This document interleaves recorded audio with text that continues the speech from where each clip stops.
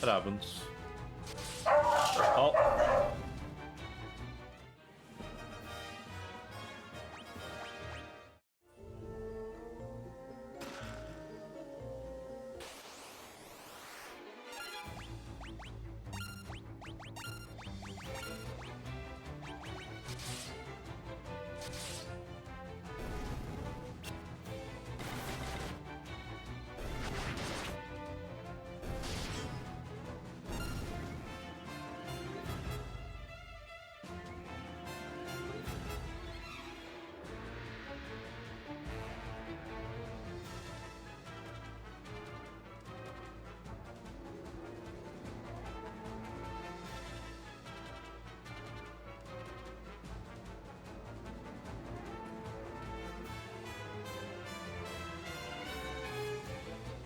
There will be some barking happening.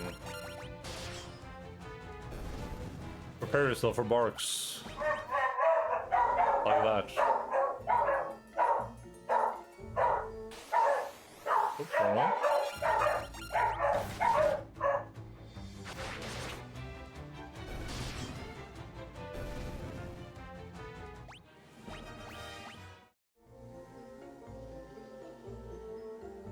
Final Fantasy 2 is probably the most universally agreed upon the worst game in the series. Wait, really? I'm playing the worst one? Bark my life into pieces. I can't say I'm like noticing any like big problems with this compared to like Final Fantasy 1 so far. But I guess the leveling so far is a little bit weird and overcomplicated.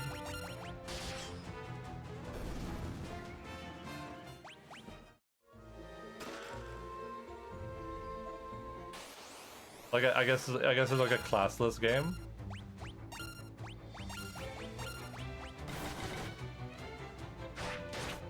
$1988, yeah.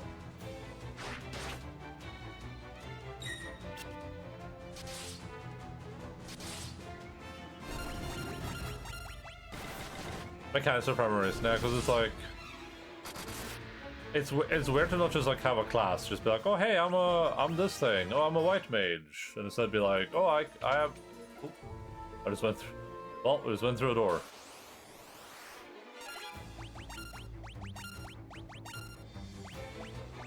Oh, I have a level 15 in melee.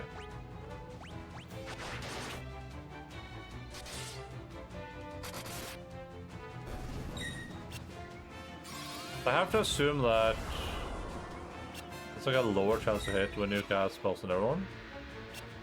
Elder Scrolls mechanics, that kind of.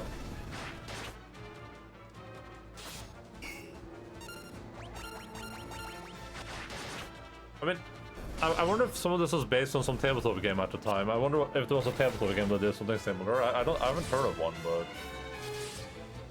they definitely didn't do this in like Dungeons and Dragons. It could also just be something they concocted, right? They're like, we want to do something new.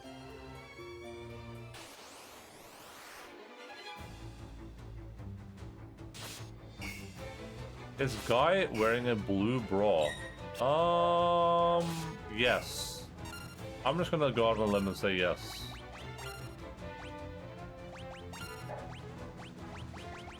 Good. Good.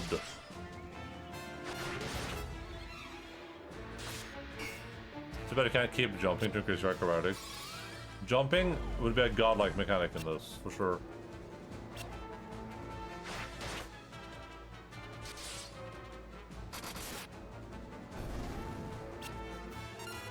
The director's game went on to create the Saga series. This is a pretty a proto-Saga game.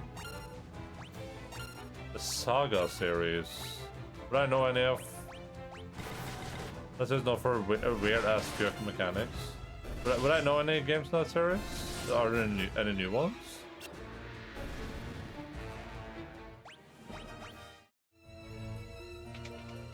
Sega.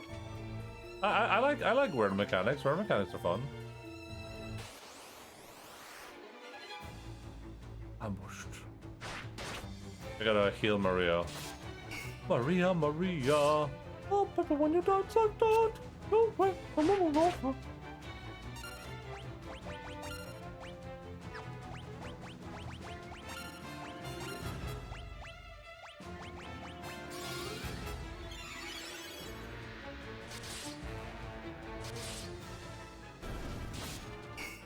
Very niche, but pretty well regarded and reviewed for the most part. Saga!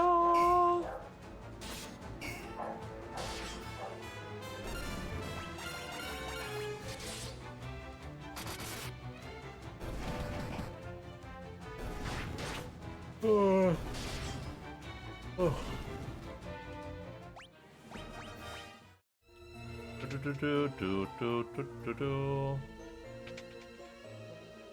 Now you are dead. You're dead because we killed you. We have taken you by surprise.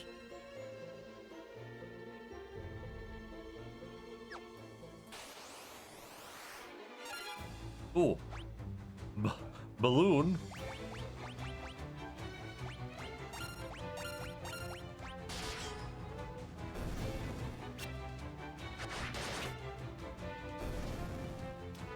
Here's the modern remake of 2.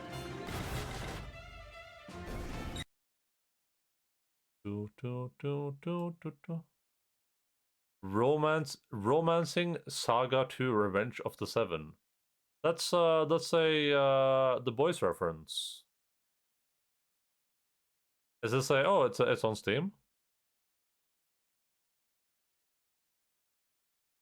Gerard, Bear, Hector, Cat. A character named Cat who has cat ears.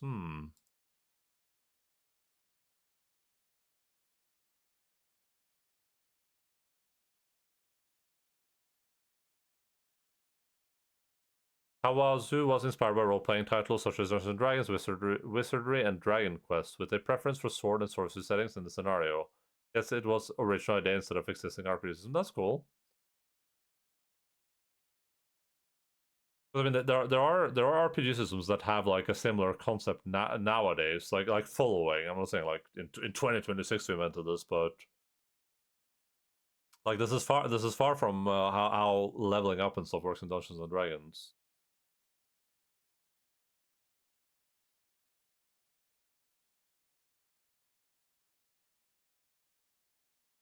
Saga Emerald Beyond is the most recent new game. Okay.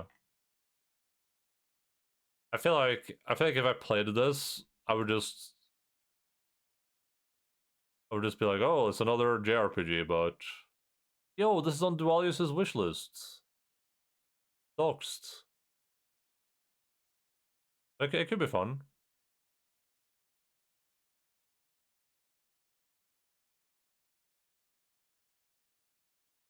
Here's a negative review on Steam. The game honestly feels like so many of the current era, where the game is set up to get you to play past the point you can request a refund, then completely falls apart with no real story and a bunch of generic pseudo side quests acting like they are the real plot.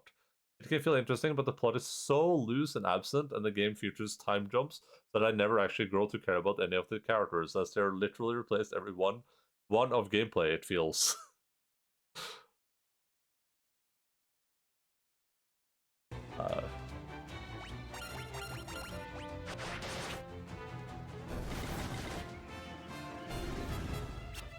It's such an absurd concept to me. It's such an absurd. I bit myself on lip. It's such an absurd concept to me that a game developer would sit down and they would be like, "All right, we're gonna make a game, everyone," and they're like, "Oh, what's the game?" It's like, "Okay, get this. We're gonna make two real like about 2 really strong hours, right? It's gonna be like the best hours we've ever made, and then we're gonna make 80 useless garbage hours of content, right? So that people play the 2 hours, they're like, oh my god, it's great, and then they get past the refund period, and then the game's just complete garbage afterwards.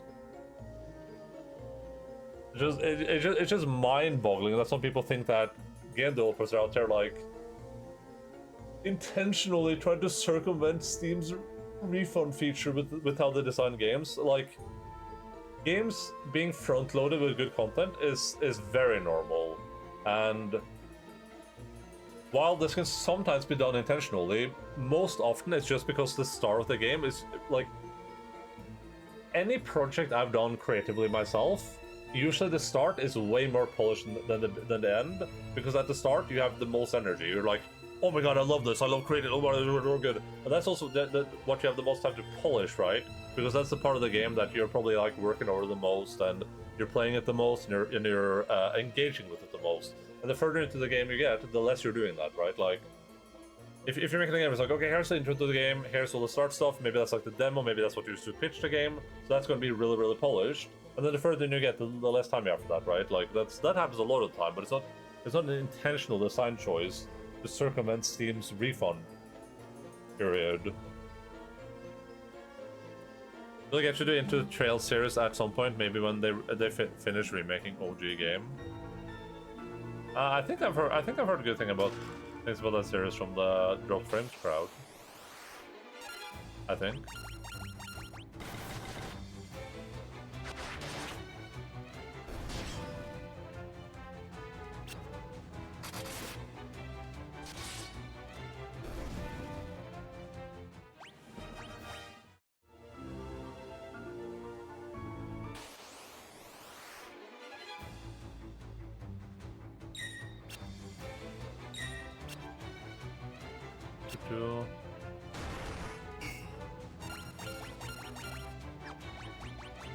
It's weird how we just have these like conspiracy theories for like completely normal stuff that people believe for some reason.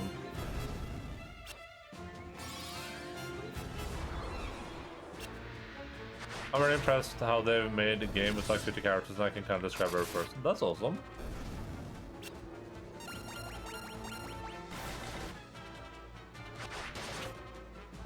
Am I going to complain about a lack of voice acting though?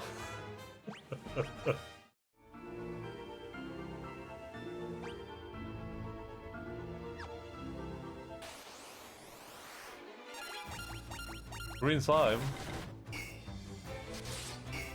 Oh.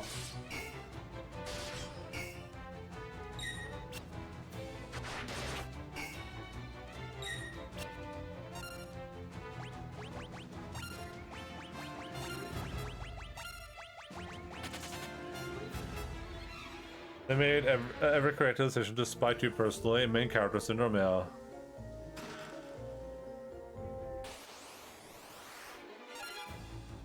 I like that that's like games of this era too. We're making games now in this era. We're just making games specifically to circumvent Steam's refund policy. There can't possibly be any other thing happening there.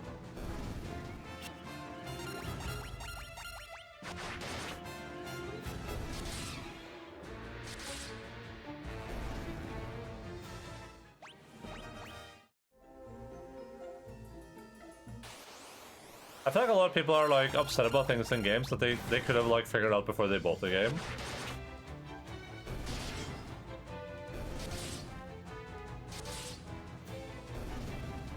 And people get really upset about like not liking a game, which I feel like is just kind of like the risk you take when you want to play a bunch of games. So I don't know. Is that controversial? I kind of get like, you know, if you buy Resident Evil Requiem for 80 euros or whatever. And then, like, you know, like the game is crap for some reason. I don't know how you end up in a situation where you buy Resident Evil Requiem and you don't know exactly what game you're getting into, but let's say you hypothetically do, and it's just like the worst game you ever played. Like, I can see why you would be upset. That's a lot of money, but.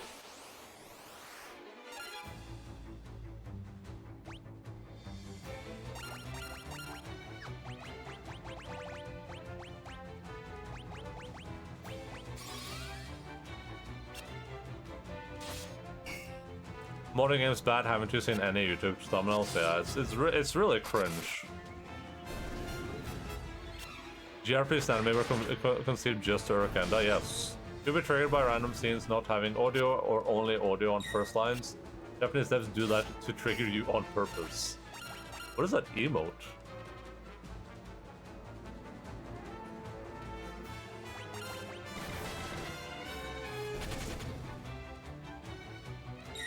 I can believe that.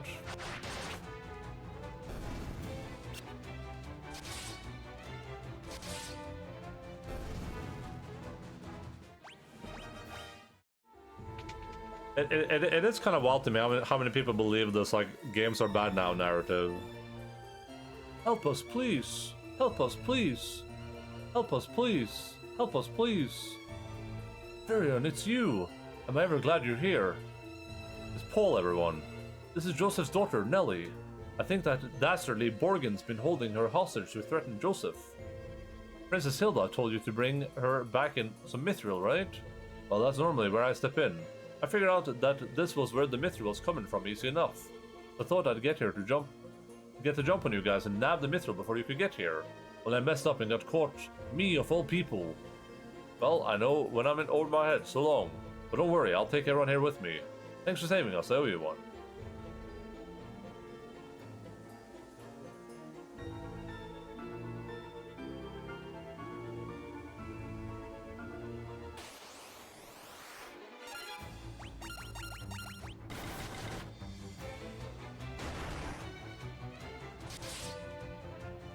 Best thief in the world, my ass. Well, I mean, maybe the competition isn't that stiff.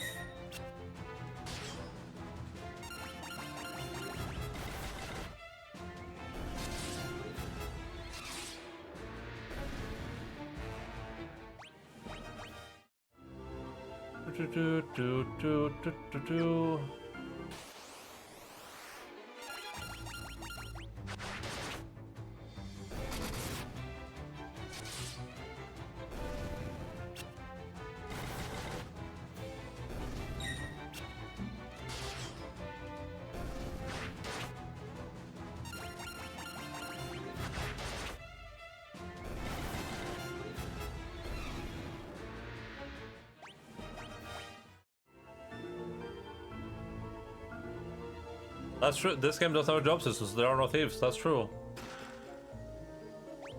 Wouldn't that be a good way to avoid thievery in real life too? You got a fire tome. What does that do? Teach the fire spell. Oh, okay.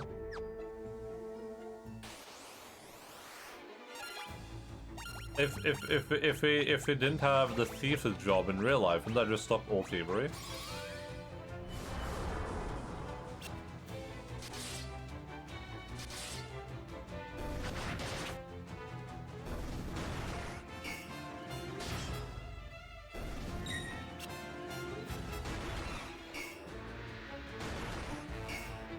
Capitalism is the real-life job system. True. Guess about nowadays, it's the same narrative as all music, movies, whatever today's bad. You only remember all the great stuff from the past, even though there was plenty of bad games, whatever back then too. Then you compare the great stuff from back then to also the bad stuff from today, yeah.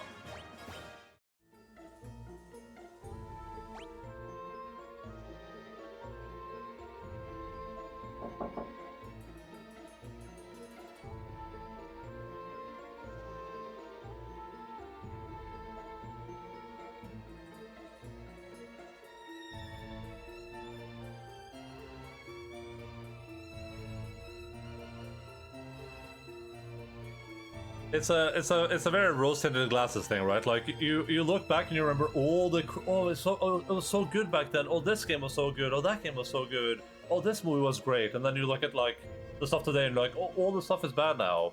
But in reality, it's like in reality, you're comparing like the worst stuff from today to the best stuff from the past, right? A huge thing with people saying like all games are like there's a lot of people that will argue that all games nowadays are bad, like all of them, they're all bad, but they're still playing modern games and enjoying them. They're just, for some reason, they're just like they look at one game they didn't. All the media will be like a game releases, Concord releases, and it's terrible. It's like a garbage game no one enjoyed, and now Concord becomes the default modern game. You know, we're not looking at Clear Obscure, we're not looking at Pragmata, we're not looking at Resident Evil Requiem, we're not looking at any of these games. It's Concord. That is the modern game we're comparing every other game to. And it's the same with like movies and stuff. It's like, you take literally the worst of the worst, and that's the game that becomes the default game for comparison for some reason. It's really, really stupid. if you look at, you know, if you look at movies, there were so many garbage movies in the past, and it's like incomparable how many garbage movies there were. I remember going to the movie rental place in my local town. It would take me an hour to walk there and back home. I would walk there every Friday. I would walk there. I would rent like 3 movies, just off the shelf, just to grab like, oh, this thing, this thing, this thing. They were all garbage movies, just stuff that you wouldn't even watch for free on Netflix today. You know what I mean? Just the worst garbage imaginable. I would enjoy them because like, what else was I supposed to do, right? But like, thinking back on those movies are just they were so unremarkable. I couldn't even tell you what their names were. You know what I mean? I can defend a point. Little AA games are getting slower, and we are getting much less bangers each year. Maybe. I think AA game releases being slower is definitely a decent point. I don't necessarily hate it, but I think that is a decent point.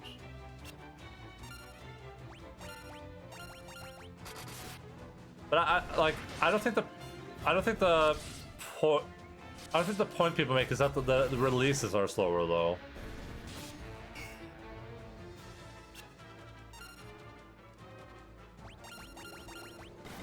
Like, would we want more games every year? Is that like a goal we have?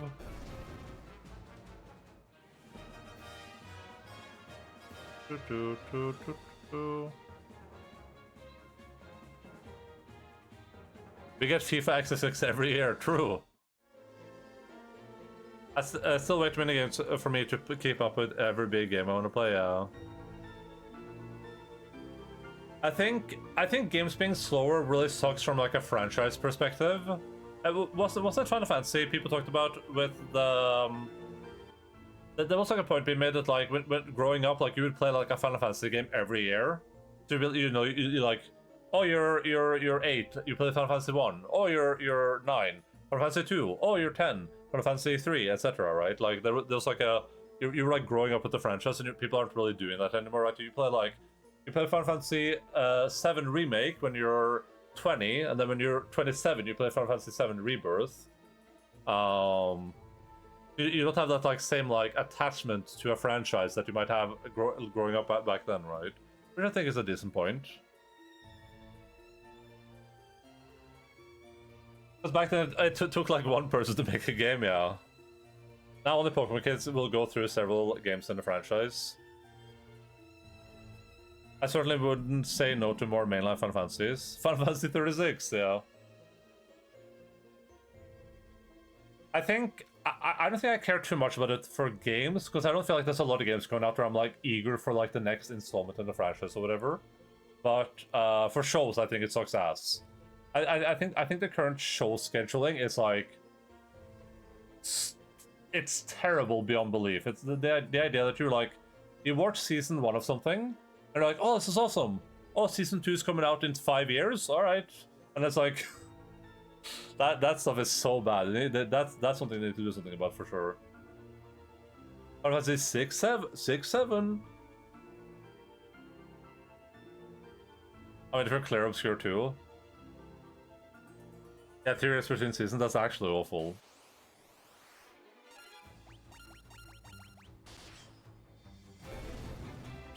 I was thinking about it recently, closer to 50 than I am 20. Hey, good for you.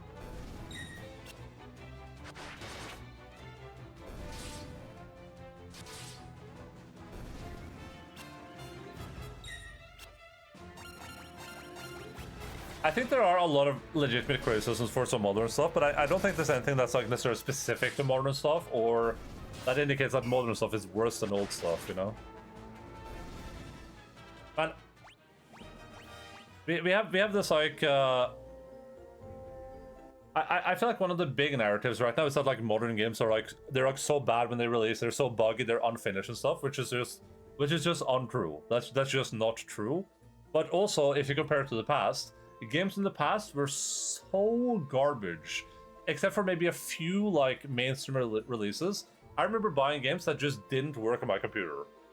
Like I would buy the game, I would get home, I would put the CD in, install it, it would be like, oh sorry, this is not compatible with your software. literally the game wouldn't work on because I had like the wrong CPU or GPU or like RAM or whatever. It just was incompatible. Just literally didn't work.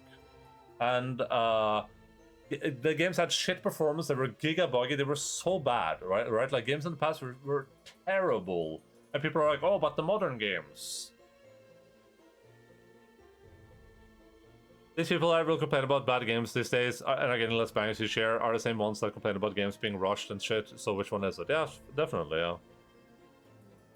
The narrative of Final Fantasy 2 is that modern games are so bugged and bad, it was really ahead of its time. Ah, yes. In the past, they didn't have bugs, they were exploits. Yeah, true. Games were pure in the arcade games. They made games worse and harder than necessary, just so you had to spend more money. Yes, exactly. The narrative that like games the narrative that like greed is like a modern thing in the games industry is so absurd.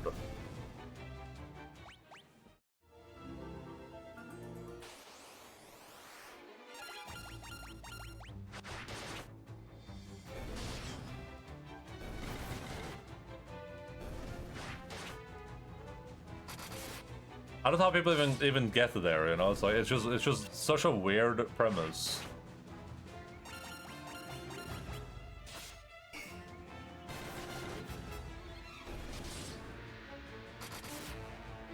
Remember going through magazines hoping for a walkthrough for a game you were stuck on because game FAQs and crap just weren't a thing yet? Yeah, and they would intentionally make games obtuse, so you would call the helpline, right? They had like a literal helpline for you to call that costs money, and they would design the games to be really difficult to beat, so people would call the helpline or buy the guides. I remember basically cutting half a magazine out and putting it into a binder because it was a walkthrough of Ocarina of Time. Well, take modern games are quite polished. Modern games are insanely polished compared to old games, and it's not even close. But if you ask the average gamer, they will tell you that most modern games are garbage. They'll tell you they're buggy, unfinished, unplayable on the release.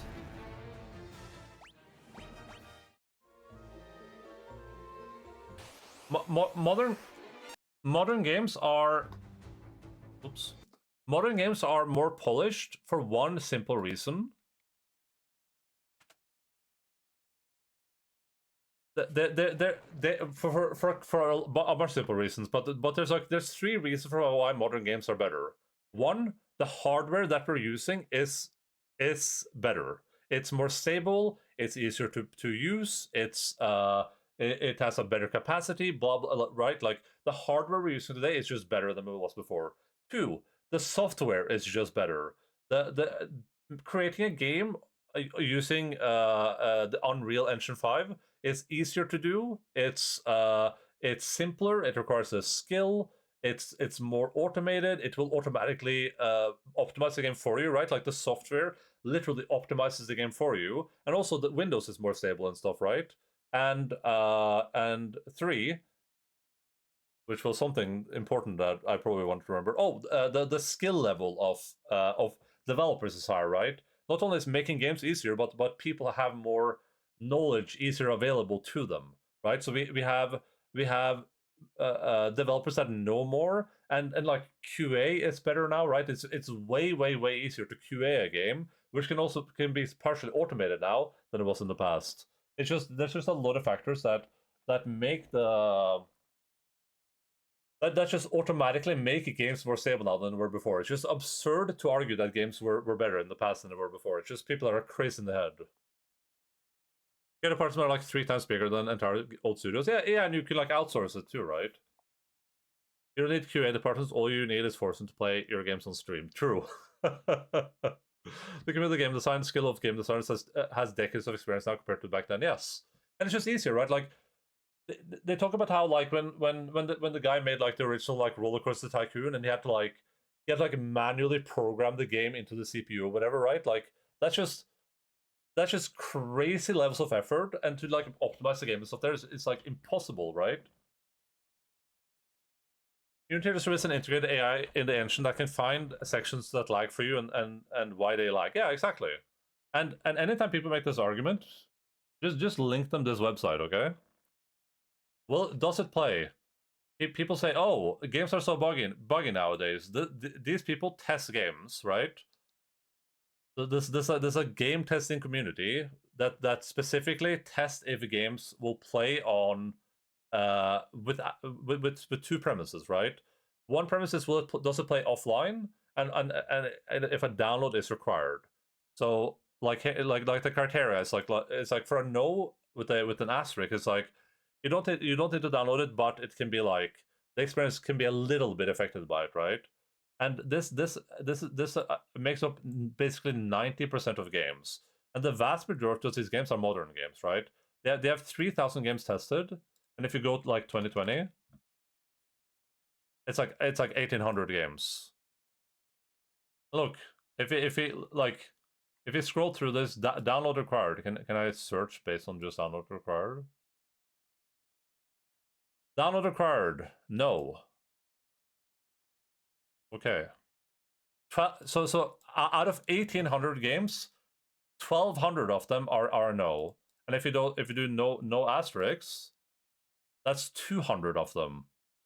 So it's like 400 games out of 1,800 games tested, modern games tested, are completely fine without a patch, according to the people that have actually tested them. You know what I mean?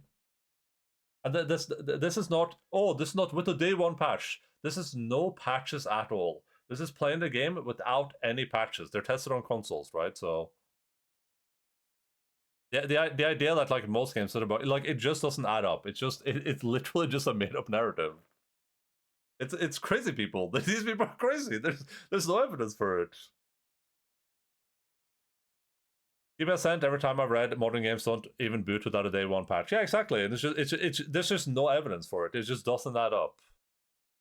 Did I check if those games are woke though? Games can be non-playable even though they fire up. Yes, that's part of the methodology. Okay, I gotta leave this beautifully.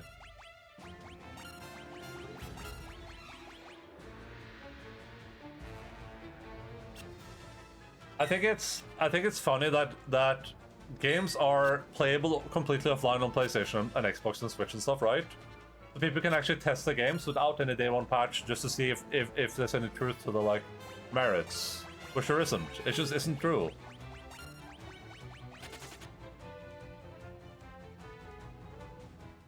I wonder what games are like not playable. Let's go download required, yes. Star Wars Jedi Survivor. Microsoft Flight Simulator, Hell is Us. Atomic Earth. Forgive me, Father. No, not Forgive Me, Father 2. No. Outer Worlds 2, Painkiller. Elder Scrolls Oblivion Remastered.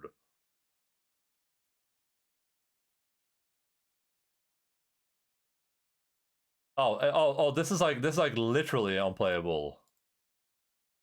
Like you have to, like, this isn't a bug, it's just unplayable.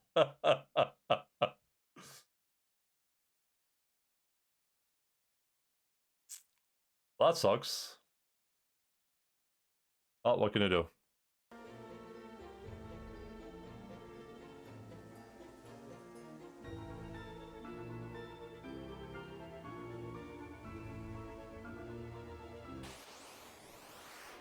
I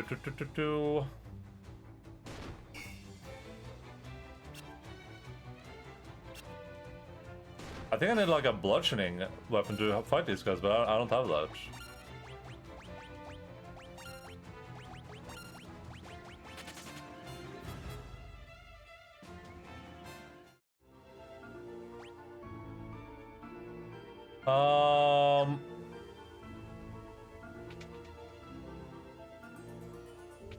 I honestly think it's just easier to be mad about shit than it is to be happy about shit.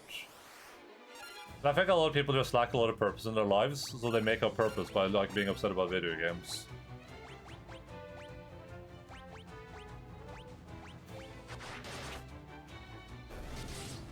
Like, if your life is shit and you have nothing going on, it's way easier to feel decent about your life if you can like blame that on other things, right?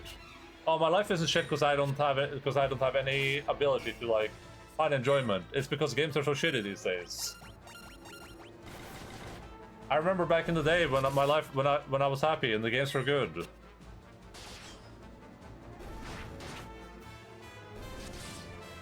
How long have you been Assumption? We're gonna be here for a while longer. Hello, my life is shit. What's up, Shosho? Wild take. Try to enjoy games instead. That is a wild take. You are crazy. Yo, what is this? Let's save the game before we attack, and also let's heal. Can I do like oh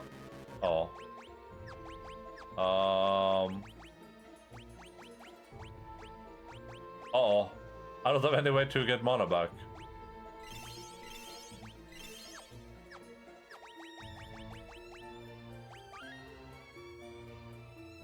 I'm mad and upset because you're minimizing my anger and sadness, you son of a bitch. Reddit is like the perfect gathering place for these people. Yeah, 100%. But I'm shady because I'm too handsome and all the hot women are intimidated. Ha, rebels. Never thought I'd have to deal with your kind down here. Well, if you think you're getting mithril, you'd be right. My mithril blades straight through your heart. Well...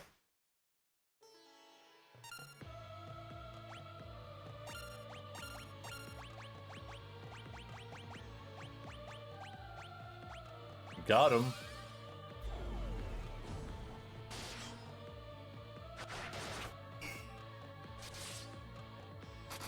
Damn. Tyrion does so much damage. He's so badass.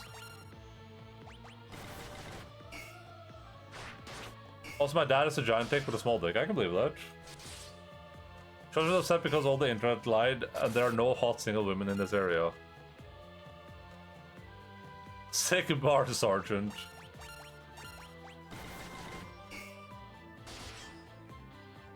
Why is he focusing on the woman? What is wrong with him?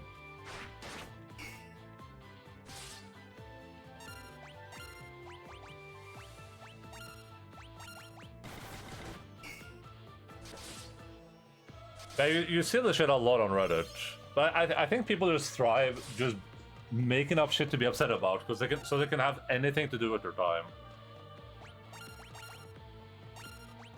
Must be a gamer. That's a capital G gamer.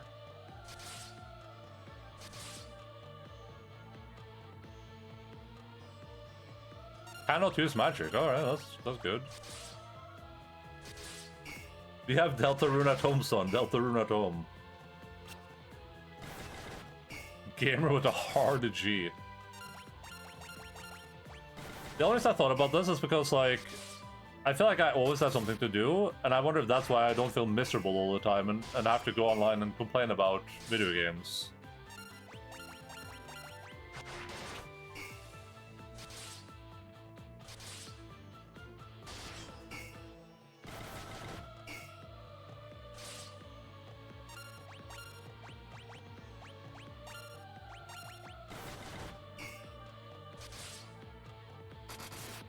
Can we kill this dude? He keeps attacking the woman for no reason. What the hell? You don't have time to complain about video games because you play video games. I think a lot of media is bad lately, so I don't consume them. That is like a very reasonable take that a lot of people for some reason don't engage in. Think about the crazy concept of just not engaging with things that you don't like.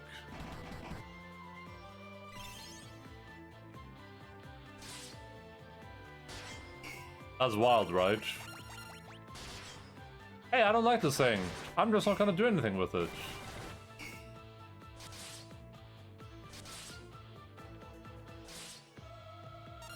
It's react time after this, by the way. I got completely sidelined. I'm dying of starvation right now. We're just gonna kill this guy first. Hey!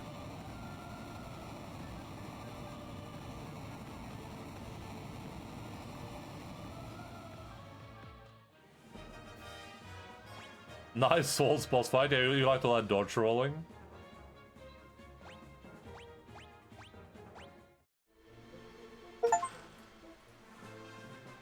I completed 10% of the bestiary. Alright, oh, I'm hiccuping.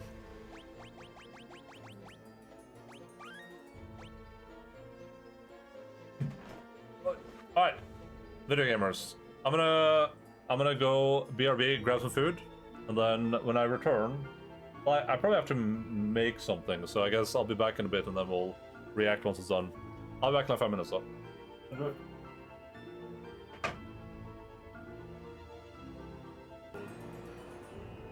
I'm that stupid, huh? Think I'm gonna get jump scared?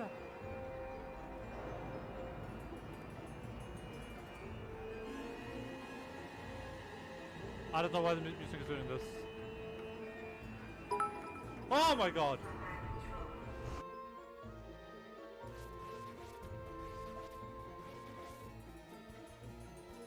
Was that my water on a temperature or?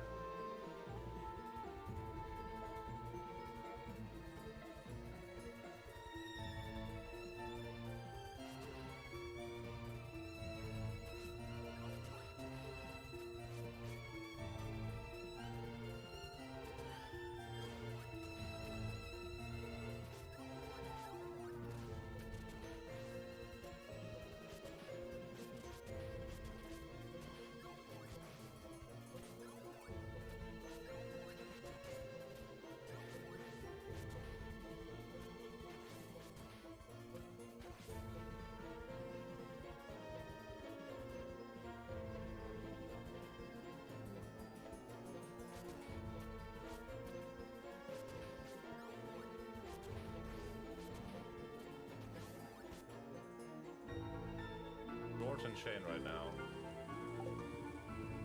Schoolgirl outfit Enda when? You mean in real life? Was I low cashew?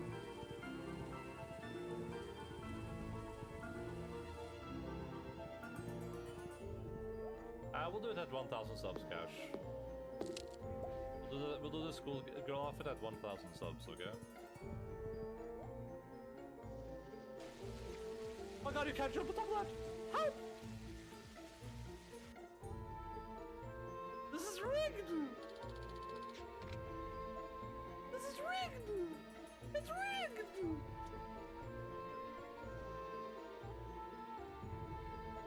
I don't see any way to get out there, though, is the thing.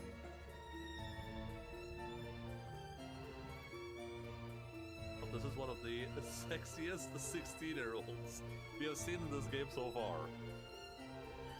He's had an 80 sexy. Crazy. I mean, in comparison, this 13-year-old is only 8 sexy, but she has a potential of 69, so, you know. Hearing the mushroom biome right now.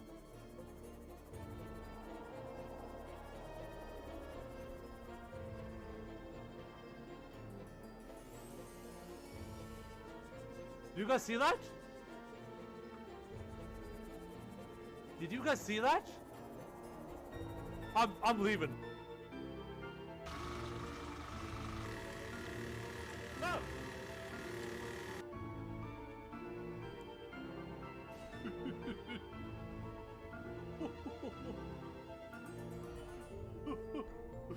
Nice guys. Try finger butthole.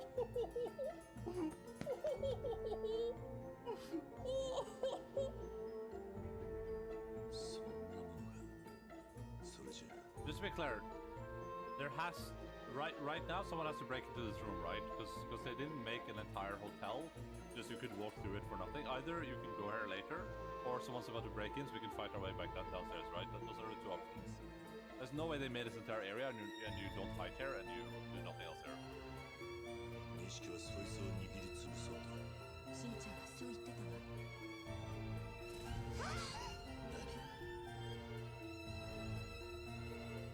いい音聞かせろや。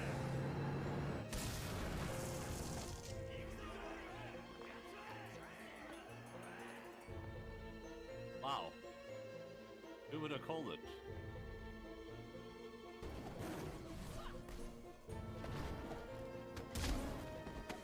Oh my gosh, he grabbed that old lady and threw her at me. Jesus.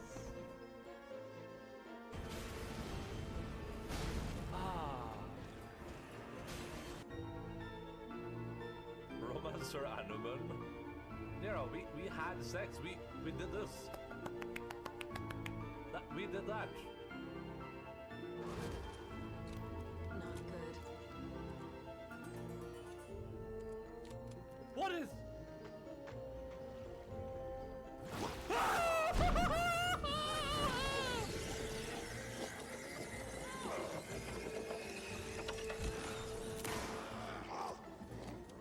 Jesus Christ.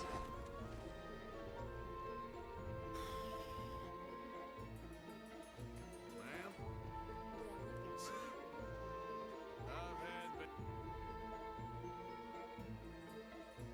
I don't see all of it. I just see the tip of it. So that I can just bear. Yep. Okay, that's. Yep,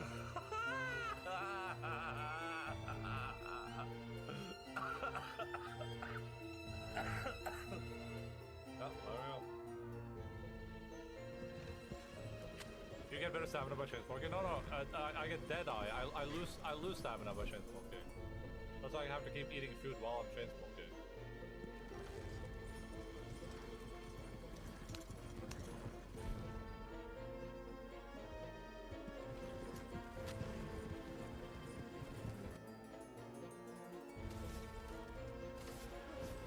For those who come after.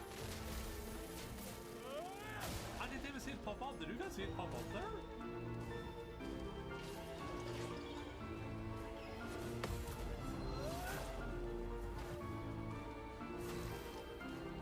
I didn't even see the second thing pop up there. Can I shadow play that? No, I can't. I can shadow play it. We're working, of course. Oh no. What is this?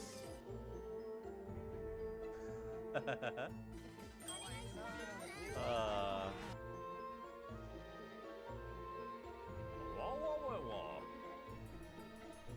I wouldn't dream of refusing. Hello, Mr. Moose. Did you hear the news? I have had sex with Grandma. What do you think about that? Oh, he doesn't care. Fine. Wah.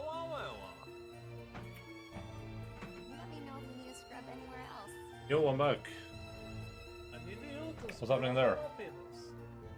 Rub on my penis.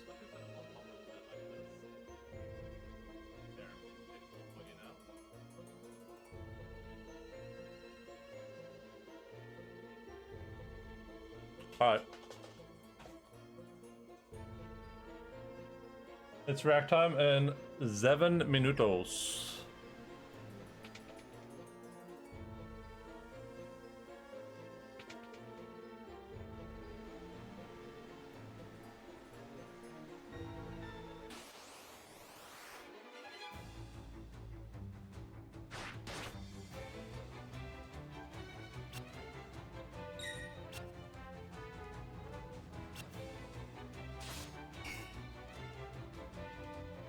I definitely think the combat speed could be a little bit quicker in games like this.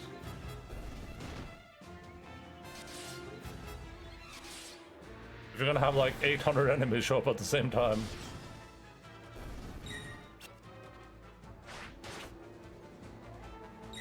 But to be fair, I feel like criticizing a game released 30 years ago is a little bit fruitless. But even 30 years, like we're closer to 40 years now, probably.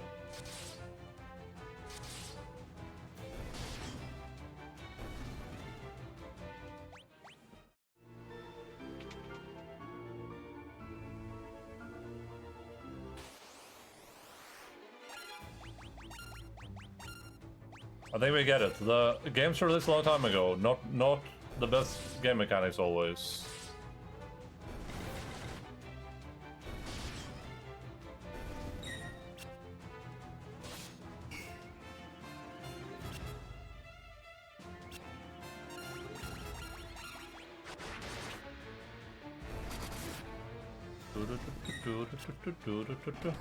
If they didn't want it criticized, they shouldn't have made such a crap game. I mean, that's a fair assessment. I feel like you make a really good point, Chase.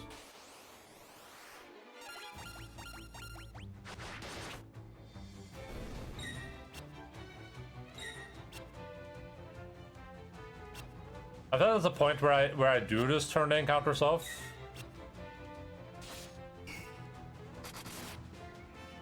That's probably when I start like not gaining anything from the battles, which we might already be at kinda, I guess. I still think I need money and stuff though, so probably not worth.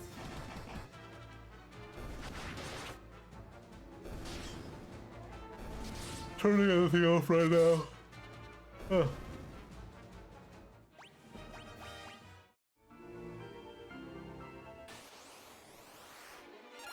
There's been so many enemies I never encounter for no reason.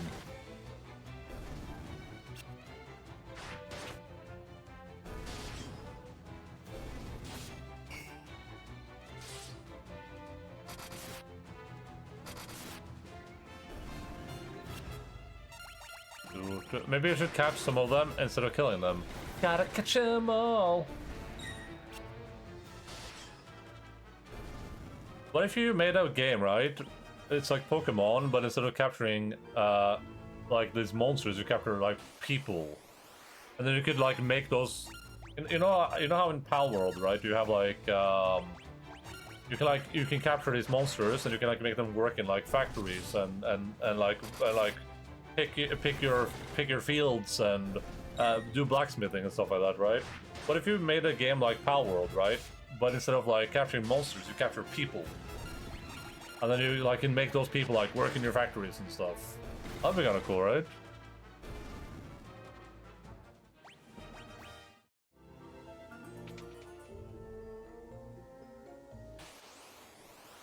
I'm so shocked that Enda went to bed at no. I didn't go to bed at a normal time. That's a misunderstanding. Minorities, gotta catch them. I tried to go to bed at normal time, but then I got distracted.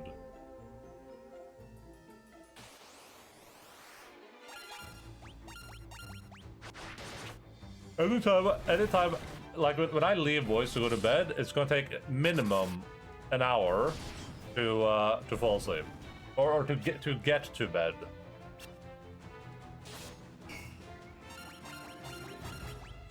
And that's minimum.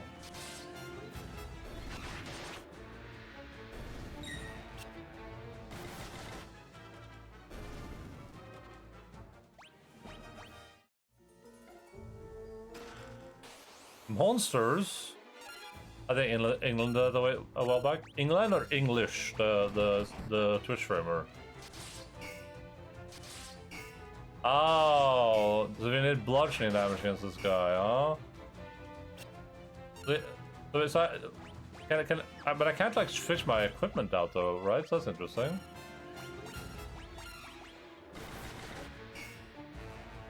Oh, bludgeoning didn't him do anything.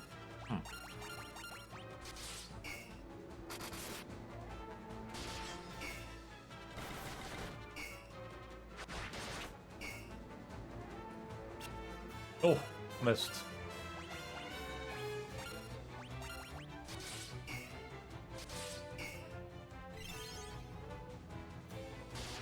Both. Damn, I get to bed. Okay, that actually takes an hour. Yes, exactly. Unironically.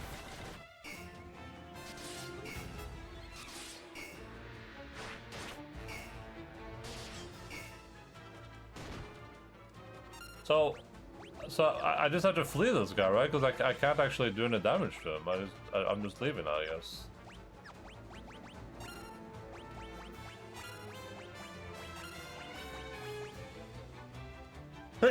Can't escape. The bed interrupt presses the T key to bring up the rest menu.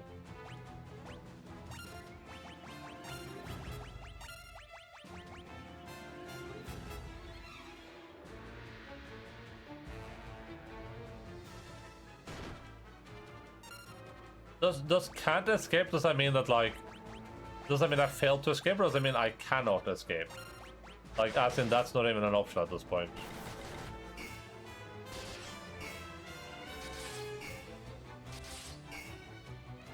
Oh. Dude, I'll be back in a second. Enjoy this clip.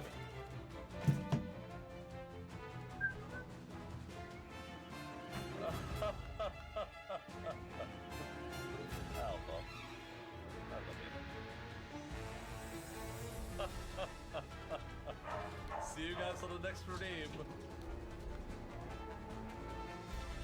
It all started when I was only 2 years old.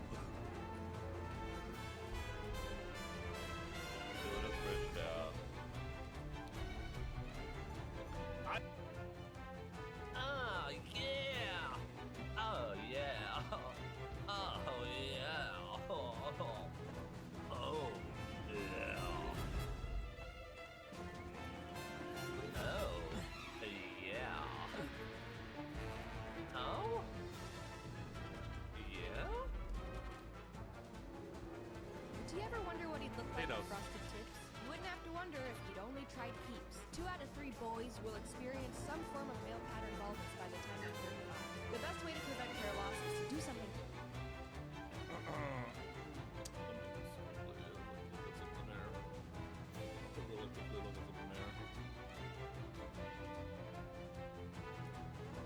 Bagspot is the official name for followers of my streams. I love all bags and bag-related activities.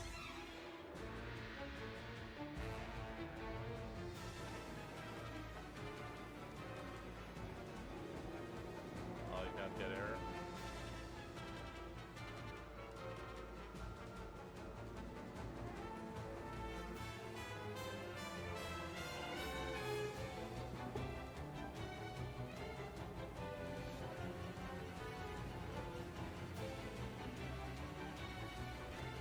I can't get there!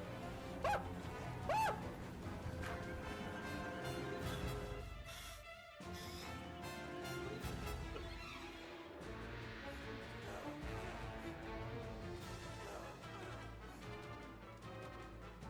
Back and we figure out what was their childhood like, what was their upbringing like, what kind of obstacles did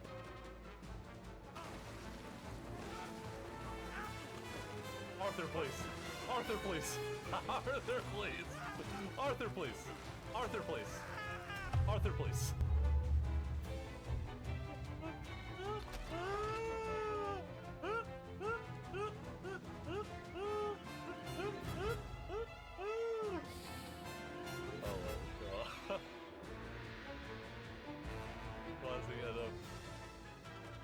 Travel safely.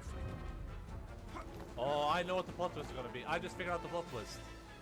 I was thinking, what's the plot twist going to be? Because there has to be. I'm gonna keep it real. Kratos with hair looked bad. Too good. Lord Shimura and us. I don't even remember way too Kratos good with on. hair. Here's the plot twist. It's goddamn obvious. He had something to do with our father dying. He either staged it or he was responsible for it in some way. Guarantee you. I called it right now. Clip. And I'm going to bed. You cannot sleep when enemies are nearby. No!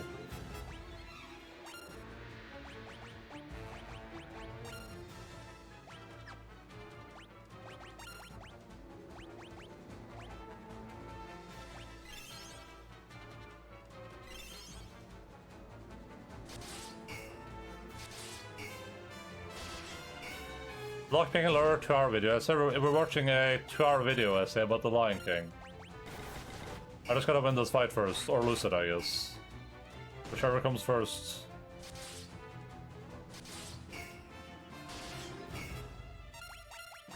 I mean, how much health can this thing possibly have, you know? Well, if I keep doing 3 and 3 damage to it, eventually it will die. The Lion King. I mean, it's just a regular old land turtle. How powerful could it possibly be? 0 damage. Well, sometimes I do a little bit of damage. It's not always 0. Sometimes it's a bit more. I can't flee though. Fleeing is not an option, I don't think.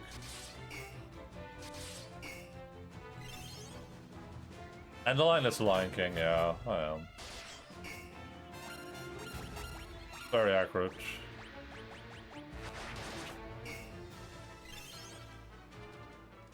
The game is literally telling me you cannot flee from this.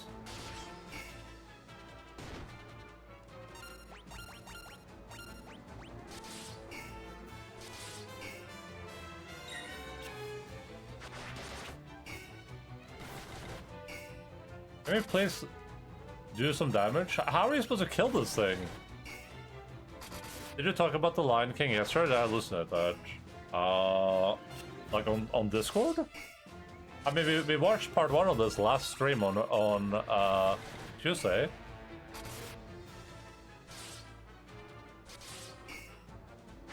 Why is that sometimes when I hit it? Does it have Shadowness and Black Magic? There.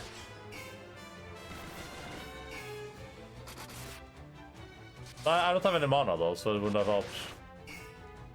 Why is it that sometimes when I hit it, even if it's just one hit, it does damage? It must be rolling like a damage reduction in the background, huh?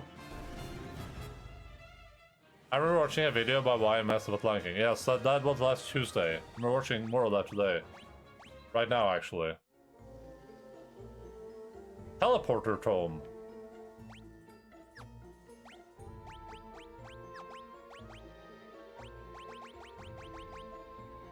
Nice.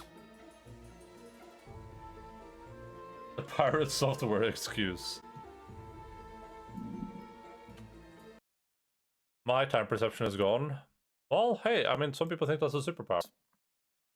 Tune in next time for more Zimba content.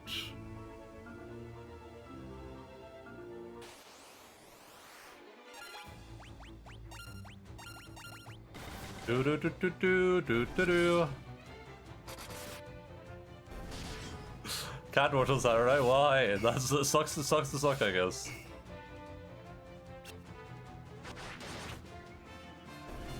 My experience when the music or art has a mistake, the audience does notice, but when the mistake is corrected, you feel it. Yeah. I am not done being Madge. It is accurate to say that while these things might not be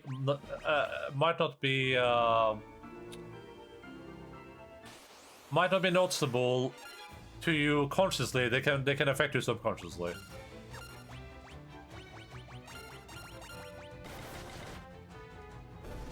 Broad picture surroundings me, yeah. Stole my line? I didn't steal it, I regurgitated it. I read it out loud earlier. One of the stuff when it comes to film music is you might not have noticed, but your brain did.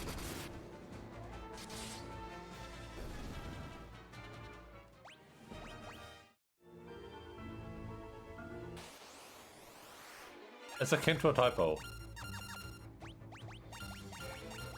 Let's get back to criticizing shit games. I don't know if I think it's accurate to say that some of the stuff you might notice, but I don't know how it applies to everything, right? Because there are things that just, if you don't know about it, it won't affect you at all, right?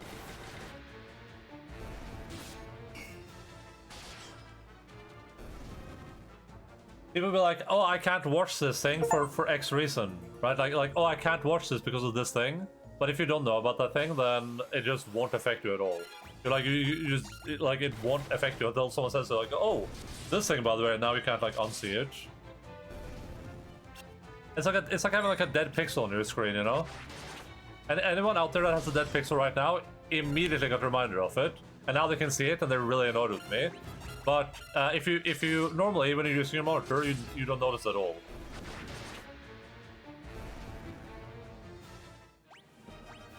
We should be judged by the vibe checks. Could have made this 3-hour video 1 minute. The vibes were off. I mean, I agree, but I think technical analysis are good. I enjoy them.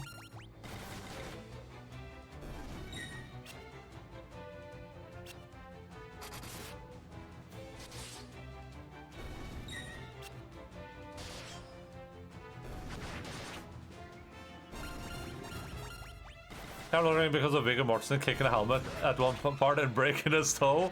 We're like, oh, he broke his toe there!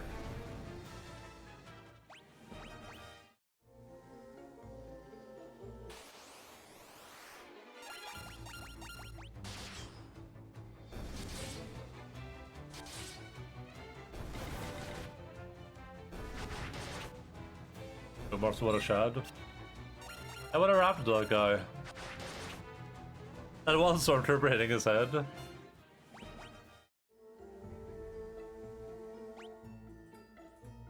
I think I think art. I think analyzing art is interesting, but I think it can like, and I think you have to be people that exaggerate it to kind of get the point across too, because you have to be the type of person that notices that to even care about making an art analysis, right? But I feel like I can miss the point a lot of the time for me. Like people be like, oh, you know, this thing in this game was awful. And I'd be like, oh, I started crying when that happened. You know what I mean?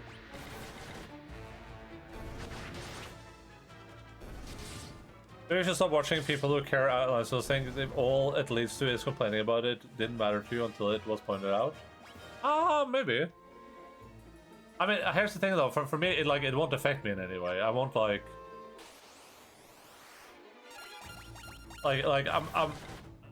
I'm fully primed to just make my own opinion of things. So I don't really care about his analysis. Like even if it's valid or not.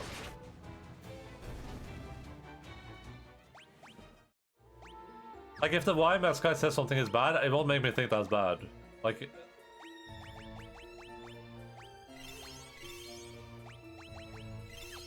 his opinion has no effect on my opinion in any way. One of the meteors in Empire Strikes Back being a shoe? That's why I don't watch YouTube. It is obligatory to watch videos in the React channel. This is not, yeah, that's true. I didn't choose to do this. That is true. It is obligatory to watch. Someone puts porn in there, and I'm like, Twitch, I like Twitch, I have to do this, I'm sorry. I don't know what to do. I don't know what to do.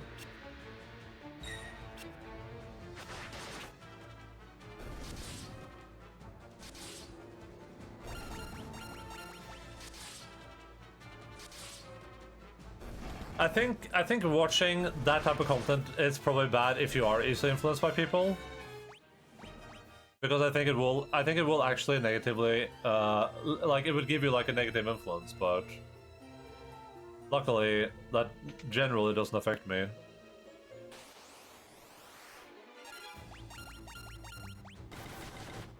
Generally.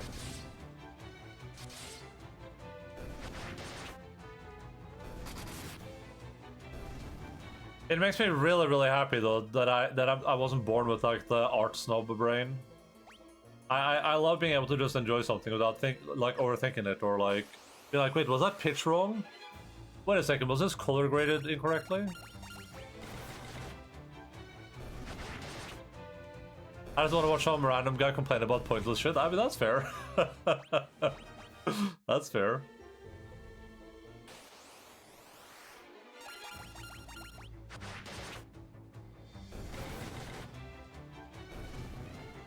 I think the YMS stuff is nice because it usually creates even if I don't agree with all his points, it creates something to talk about at least. I like anything that like is worth like discussing.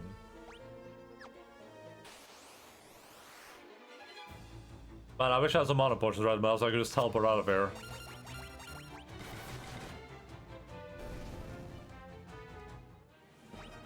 We are making a lot of money, so.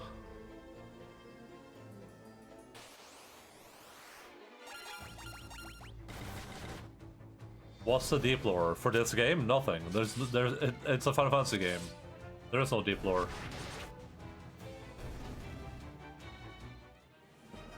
I still think it's interesting to watch people deep analyze stuff because they're passionate and knowledgeable about it, but like unless it's probably good when you don't have that same passion and knowledge and then let it cloud your judgment and you can't enjoy shit anymore. Yeah. It's bad if you're easily influenced because then it's gonna like ruin something you might have liked, right?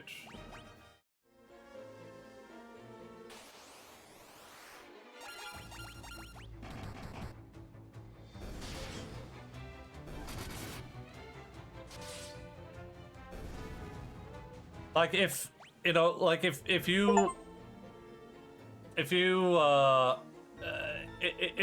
don't like The Lion King after watching this video because of the pitch change in that one song, it's like. But it's not something you would have ever been able to analyze yourself, you know, that's a little bit weird, right?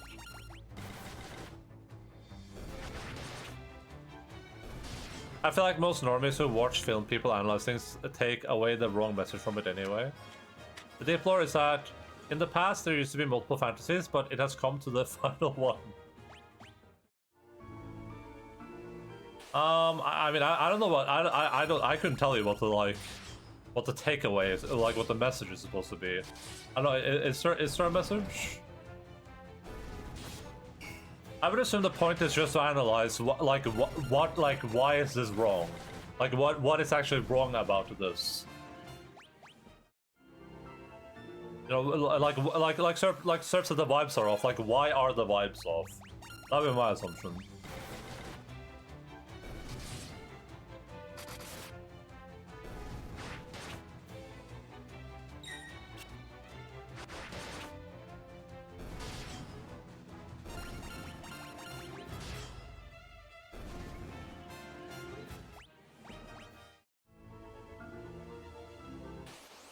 I saw the fact about YouTubers in real life, and my friend complained really loudly about a Witcher show, hadn't watched it himself, compared to the books which he hadn't read. He just parroted the YouTube points.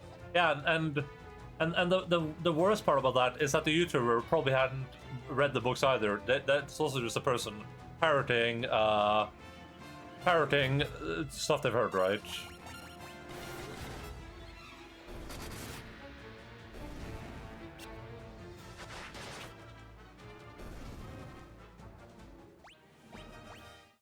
Like, we saw that a lot with the Wheel of Time, where people that hadn't even read the books would complain about, like, how things were different from the books and how, like, this and that up, and they would make points that are, like, contradictory to the media, right? And a lot of people do have a lot of this stuff. With Rings of Power, which is a Lord of the Rings show, we see a lot of complaining about things that they're like, oh, this also makes sense, when it just does make sense. Right? It's just like...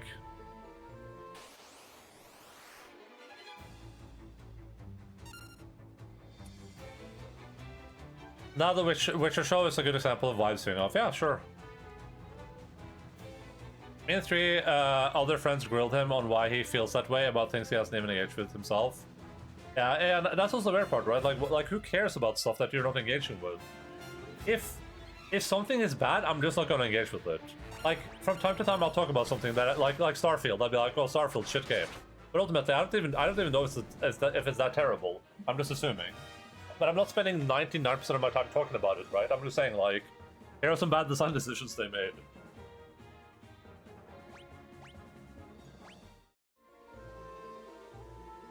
If I don't like something, I'm just not going to engage with it. It's that simple. Me, who read the books before Witcher 1 game, was a really superior look of superiority.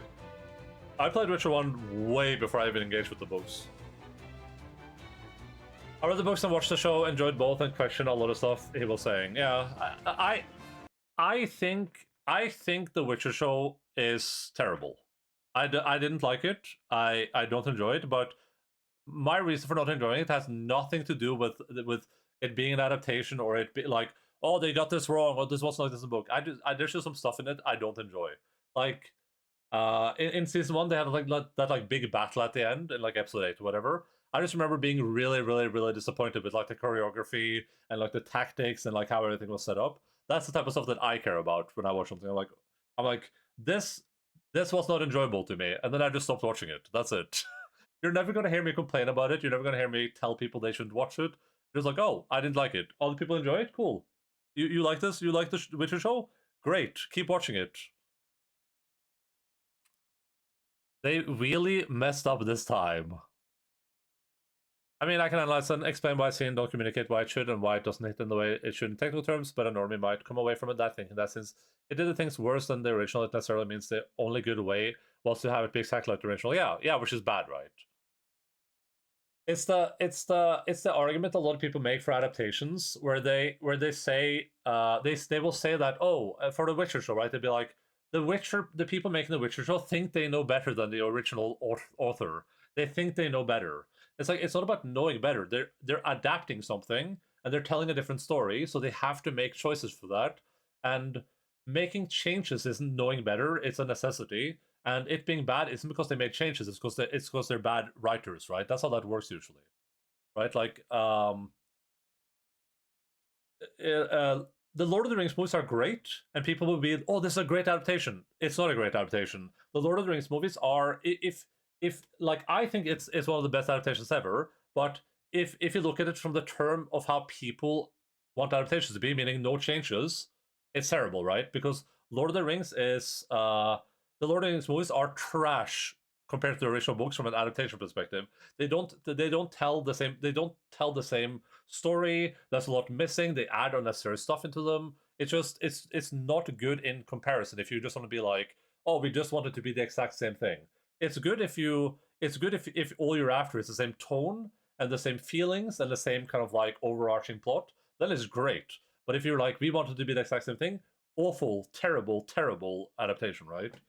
But people still use it as a good example, because ultimately it's not about being the same thing. It's about feeling like the same thing, right? Like having the same emotions, having the same build-ups, you know, having the same arcs, stuff like that. That's what actually makes a good adaptation.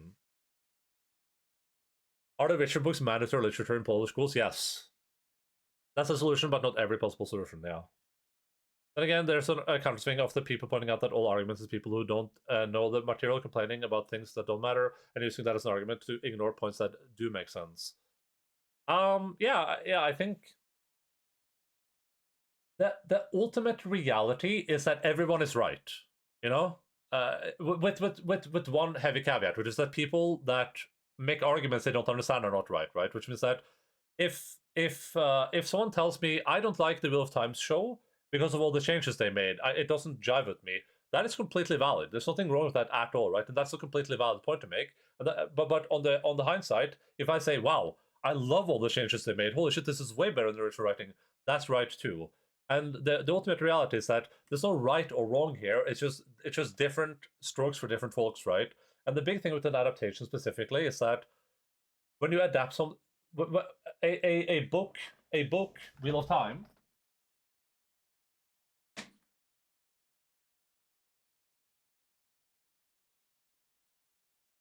Don't I have Wheel of Time 1 here anywhere? What the hell?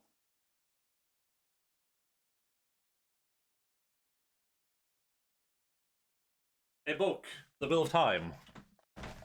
A physical book that you can hold in your hands.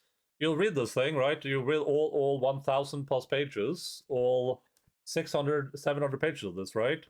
You'll read this, and you will come away with an interpretation where you think a character should look like this, or you think the magic should look like this, or the Horn of Valir, which is what the Great Hunt is about, should look like that, right? You'll come away thinking like, oh, this is what this thing looks like, and this is what this thing should be like, and this is what this character behaves like, and this character, Matt is like a scoundrel. He's like a little bit of has like a dark side to him, and Rand, he's really stubborn, but he has like he's a little bit hopeful, blah blah blah. Yeah, right. That you come up with that, but then someone else has a completely different opinion. They're like, oh, Matt, he's like the anti-hero. He's like a kind of a hopeful character who gets dragged along and does the right thing. But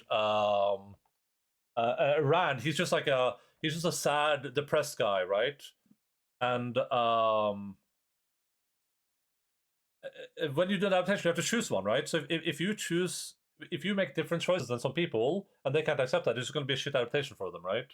And that's how that works in general.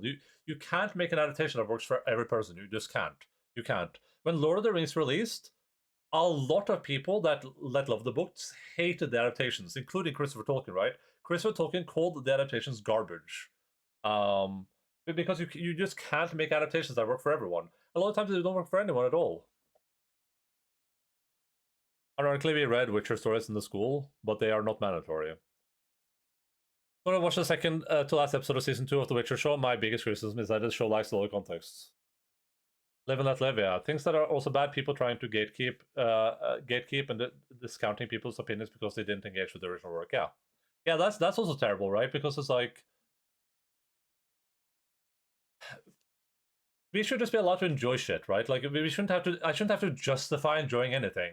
If I watch something and you think it's garbage, just let me enjoy it, right? It's just weird I feel like it's weird how much effort and energy people spend on trying to dissuade people from enjoying something. You know, we should, generally speaking, if you don't like something, you should always be able to talk about that too. But generally speaking, being negative towards something is it's just pointless energy. It doesn't earn you anything. And it's if someone says they do something, just let that be. If they're like, I love the Dragon Age of Elgard, just cool, good for you. That's awesome. I think that game is shit, but whatever. I don't care. That's your prerogative, right? Spoilers, yes. I spoiled one part of The Great Hunt. I also just read book 10 of The Wheel of Time, and that book is garbage. Don't read it. I just don't really get fighting over opinions. Discussion is different, of course. Yeah, for sure. Yeah, discussing things is fun, right? Fighting is boring. And so no, I don't have to read the book. I get it. Maybe the thing people forget is that stories aren't real and they don't affect real people. Yeah, sure. But I think I don't think it makes sense to be as upset as some people are over things. Like, it's completely reasonable to not like anything, right? Like, Wheel of Time made a bunch of problems with adaptation, and anyone that criticizes that is completely valid. The problem is making arguments that don't make any sense, right? Like, people are like, oh, the original Wheel of Times books are perfect. They're not. They're just not. And if you think that, that's cool. But, like, ultimately, people are making weird arguments that just don't make any sense. Like, with Rings of Power, people criticize things like, oh, this doesn't make sense. It's like, dude, what's happening makes so much sense in the Tolkien universe, right? But I think a DM, I make an adaptation that works for everyone. No. You make an adaptation with changes, if those changes work for adaptation, people don't complain, like much in Lord of the Rings movies. But people did complain about Lord of the Rings movies, though, right? If you release the Lord of the Rings today in the exact same state as you know, in the past, people would hate those movies. They would absolutely hate them. They would complain about every little thing. It would get nitpicked to hell. They look at trailers like, what? Why is this character like that? Why is that character like that? Right? It's just like complaining about adaptation is just like it's like a sport at this point, right? Speaking of which, I love Dragon Age of Velgard. Well, you should speak to Sif in my Discord. She also loves it. You did play Velgard. I assume I haven't gotten that far yet. We're gonna play all the Dragon Age games at some point, though.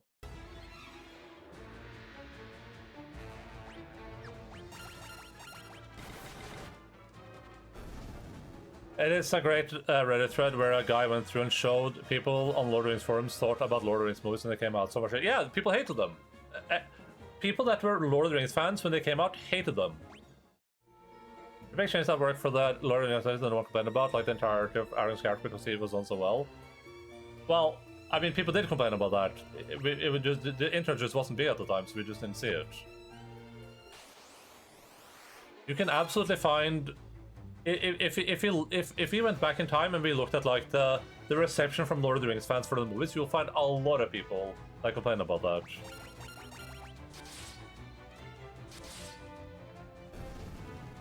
Like,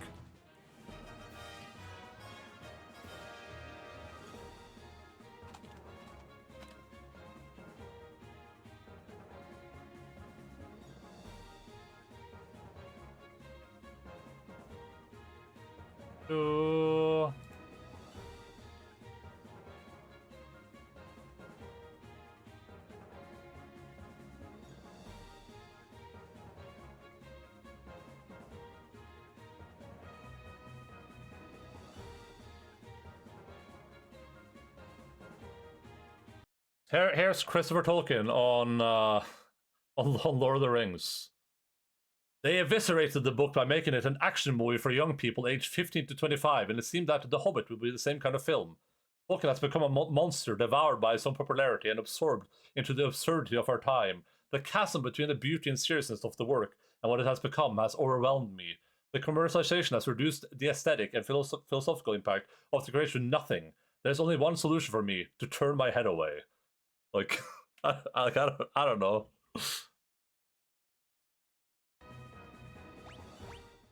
But to be fair, to turn his head away, thank you.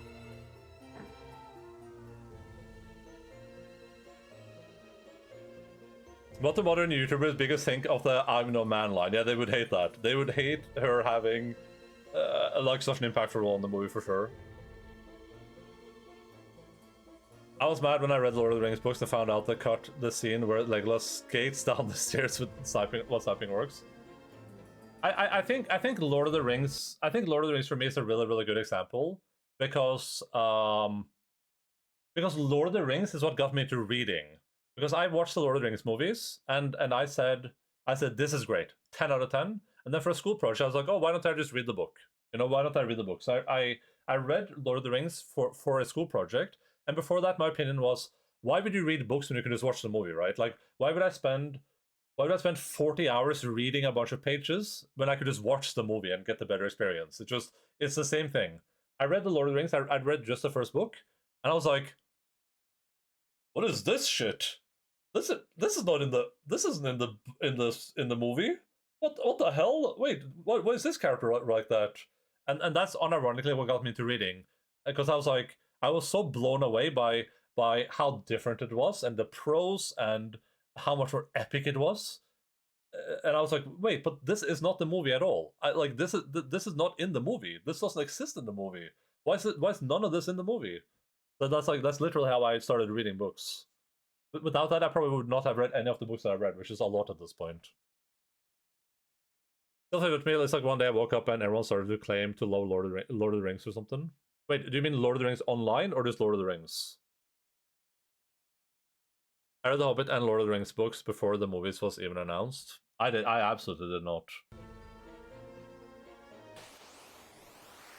I would have had to be like 5 at the time or something. Yeah, the movies, yeah.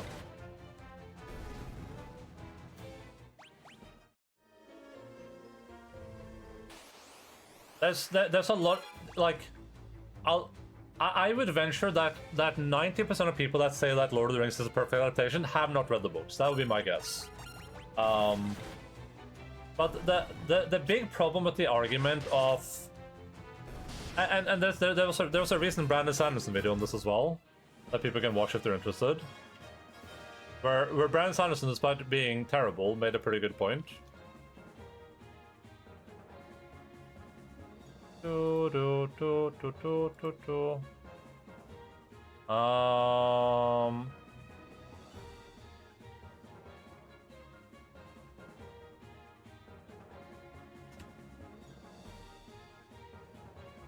I can find it after the stream.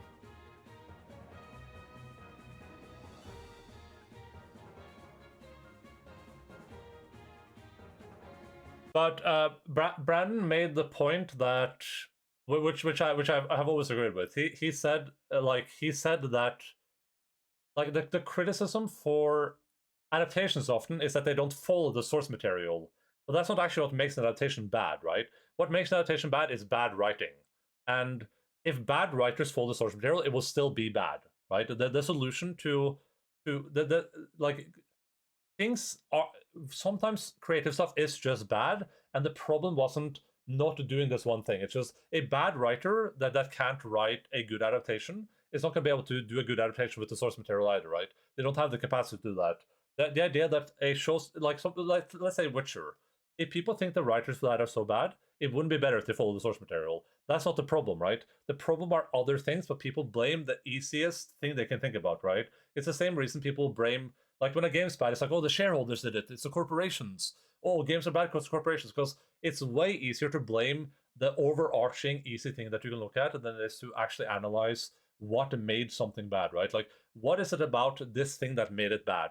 Which is what the YMS guy is doing, right? I would argue that some of his stuff is a bit too overarching, but overall, he's looking at it and he's saying, what made this thing bad? And he's actually analyzing the essence of it, what made it bad. And with adaptations, there are adaptations out there that follow the source material way too closely, and they're awful. They're just not good. That's like evidence of that, right? So if you look at what makes an adaptation bad, saying it's a failure to follow source material is almost never going to be true. It's almost always just going to be bad writing, right?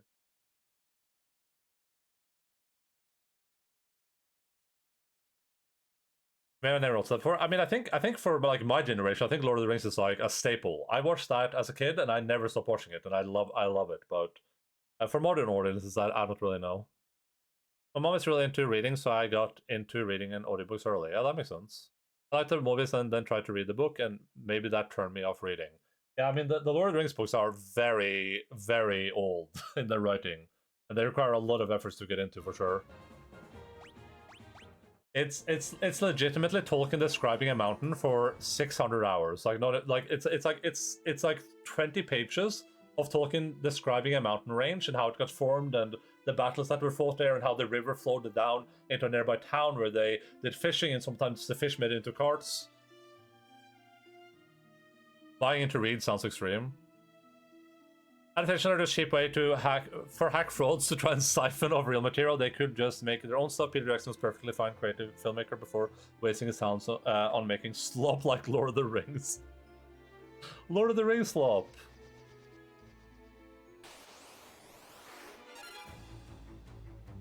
I did sleep a single hour last night, by the way. Nice. I slept for like 4 hours. There was a time in the cinema where adaptation pretty much always was taking a scene from the book and just basically just filmed them out as they were. It was not a good era of film, yeah. It's no secret I have attention issues. Late I have a memory of what you said just by describing a tree for a whole chapter. Yeah, that's unironically what it does. A huge portion of Lord of the Rings, which obviously we always have handy. Which obviously we always just have lying around. A huge part of this is just Tolkien describing like a mountain.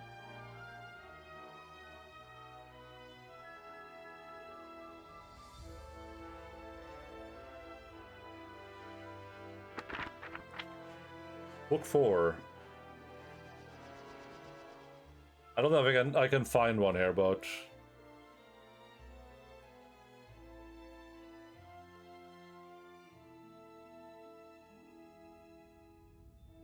here, I found a passage. It says, upon the west of Mordor marched the gloomy range of Ethel, Durath, the mountains of shadow, and upon the north the broken peaks and barren ridges of arid Lithiwi, grey as ash. But as these ranges approach one another, being indeed but parts of one great wall about the mournful plains of Lithald and Gurgoroth, and the bitter inland sea of Nurnen amidstmost, they swung out long arms northward, and between these arms there was a deep defile. This was Cirith Gorgor, the haunted pass, the entrance to the land of the enemy. High cliffs lowered upon either side, and thrust forward from its mouth were two sheer hills, black-boned and bare. Upon them stood the teeth of Mordor, two towers strong and tall. In the days long past they were built by the men of Gondor in their pride and power, after the overthrow of Sauron and his flight, lest he should seek to return to his old realm. But the strength of Gondor failed, and men slept, and for long years the towers stood empty. Then Sauron returned. Now the watchtowers, which had fallen into decay, were repaired, and filled with arms and garrisons with ceaseless vigilance. Stony-faced they were, with dark window holes, staring north and east and west, and each window was full of sleepless eyes. Across the mouth of the pass, from the cliff to cliff, the Dark Lord had built a rampart of stone. In it there was a single gate of iron, and upon its battlements sentinels paced unceasingly. Beneath the hills on either side the rock was bored into 100 caves and maggot holes. There a host of orcs lurked, ready at a signal to issue forth like black ants going to war. None could pass the teeth of Mordor and not feel their bite, unless they were summoned by Sauron, or knew the secret passwords that would open the Moran Noan, the black gate of this land. Look. And that's not even the worst one. That's just like an example. I mean, I think that's a good prose, but it's very overwhelming when you keep reading stuff like that.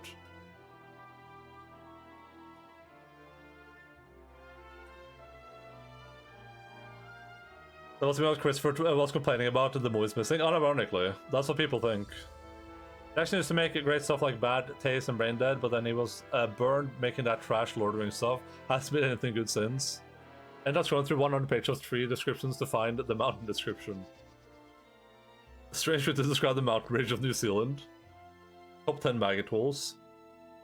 Remember me and my cabin mate in the Coast Guard was discussing Peter Jackson movies, Lord of the Rings, and producing in District 9 at the time. Another one of the Coast Guards came in and said, Peter Jackson, the Brain Dead director? He was the purest soul in cinema. He didn't know about Lord of the Rings? Oh, interesting.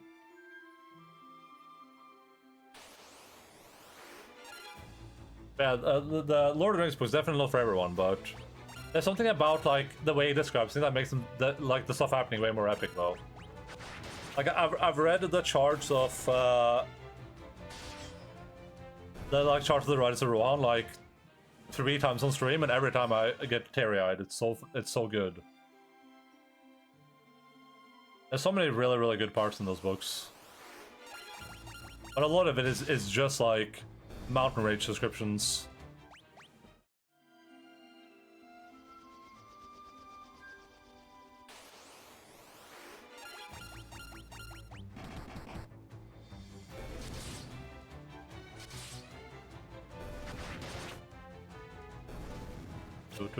Do.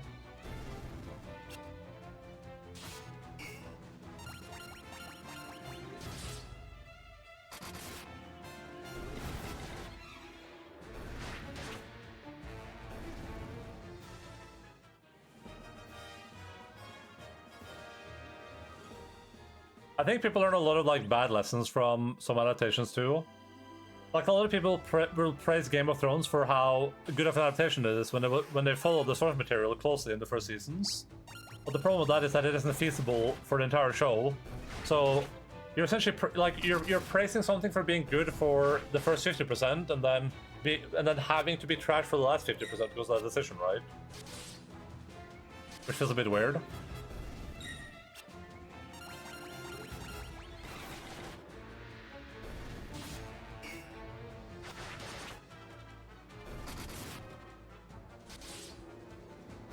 Frodo's mithril vest, the poor hobbit must be dead.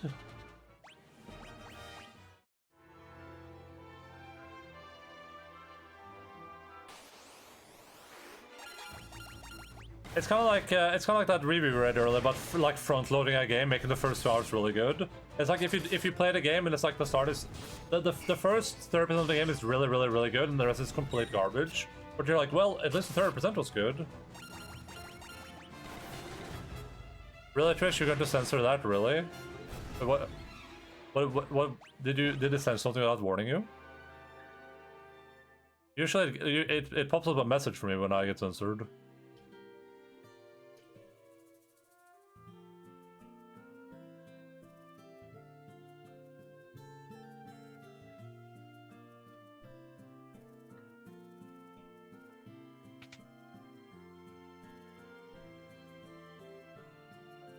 You better get that mithril back to Altair. Princess Hilda is waiting for you.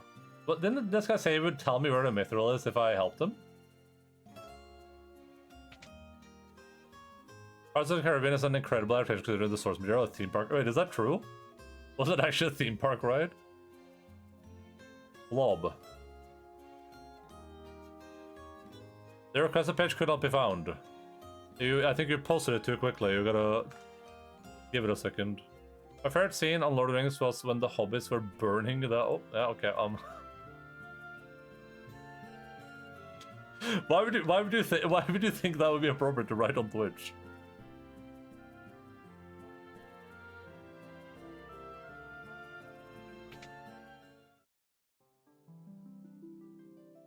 Why in the world? I'm a true Lord of the Rings fan.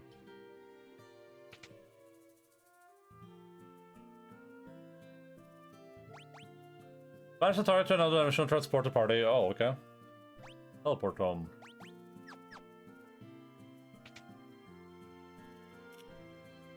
Why didn't Twitch warn me about that though? So Twitch just didn't send the message and also didn't give me a warning? People can just spam the F slur in here and I won't even see it? The hell? Don't try that, by the way. Amazing! Yo, Mika-san, what's up? What the hell? Wait, is it not oh, it's doing this thing first and then it's doing the other thing. Any bags? No. No.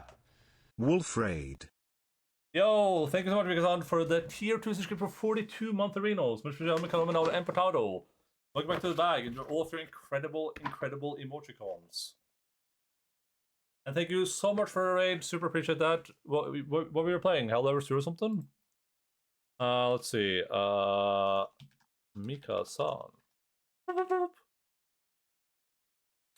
Golden bag, yeah, just for you. The 7 just clicking the link. Don't click that. Turn the lights on. Oh my god! Oh, that was so loud. I completely forgot about that thing! Oh god, that was so loud.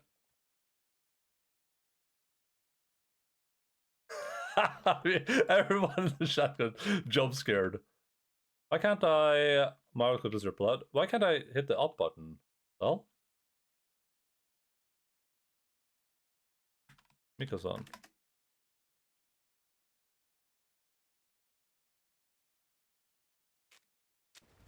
I am a mod. No. Not What game is this? Thank you. Oh, GG. Ow. In the water you go. Is it like Last Remnant or something? Remnant? Oh, you died too? No, I fell.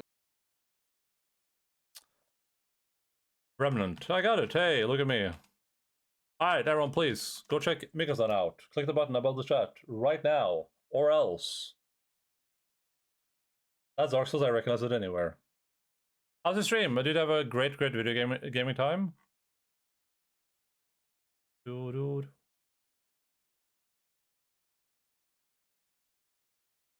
Hello everyone, Endaline here, Vegan Broadcaster, currently playing Final Fantasy 2 for another like 20 minutes.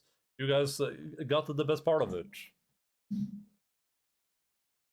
Good video game time, bots are painful, too many gunships. Delta Rune, no. Final Fantasy 2. I haven't played in a little while. Let's get a battle axe, let's get a longbow. I want to pick up a mace just so I have some like weapon to kill slimes with.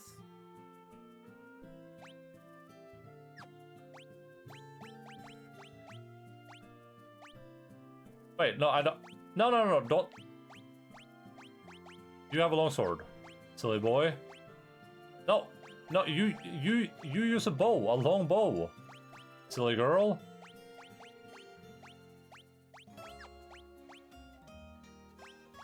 Okay, sir. Okay, what? You use a bronze shield. Jesus. Quick story recap for the people coming there late so they can follow it. Our town got attacked by the evil empire, and then a princess sent us to get mithril. The end. TheEnd.com. Imps bad, Rebels good. Yeah, just like Star Wars.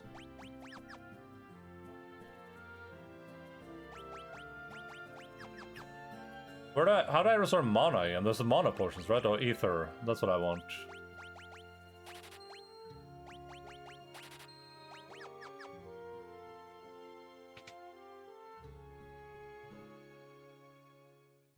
Listen, you don't play these old Final Fantasy games for the story. This is not a story game. When does the story start mattering? Like in 4 or something? I think 4 is the one I played that had like a decent story. I don't know about 3. You say Rebels are good, but then they still criticize Sauron for rising up against the Gondorian imperialism. Yep. Sure, an amazing 20 minutes of stream time. Gotta go do stuff. Have fun. Thank you for the raid. I appreciate it. What do you play them for? I'm personally playing Final Fantasy 1, 2, and probably 3, just so I can say that I played them. That's why I'm doing it, at least. I don't know why other people do it.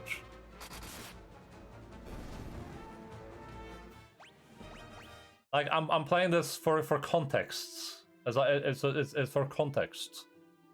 That when things happen, so that I get the natural mechanical evolution of the games, and so that I remember things contextually.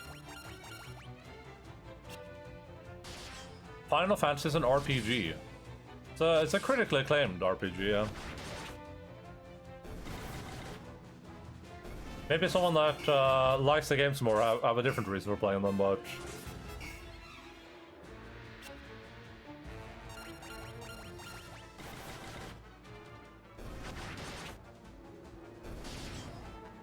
I feel like this is a genre that we've evolved so much on that like the older games just don't really hold up to like the modern standard, I guess. Me personally, I don't know if Final Fantasy fans agree with that or not, but that's kind of where I'm at.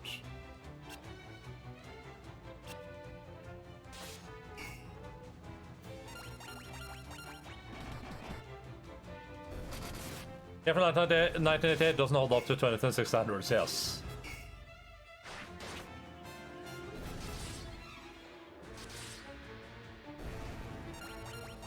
I personally don't see any reason to play any of these like OG Final Fantasy, like at least the first 3, maybe the first 4 or 5. Other entries kind of have like the context of them existing, like, oh, what was the story? Oh, you know, what's going on in them? That's where I'm at personally. I don't know if that's accurate or not, though. When games are pure. Is this poison ever gonna run out, or is this guy just gonna die? Oh, oops. Back when investors didn't ruin video games. But I love investors ruining video games.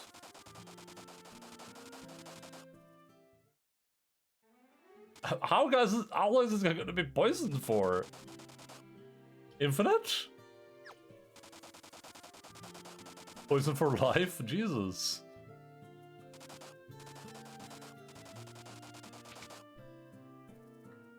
Let me go to the inn.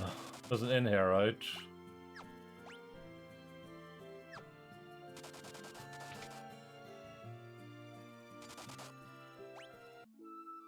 What's this? Oh. I mean, from a mechanical perspective, the game's like not very interesting, right? He's still poisoned. The hell?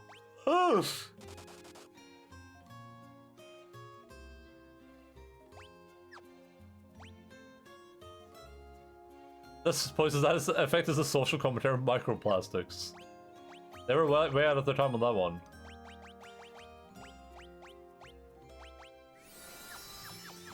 Jesus, all that super poison.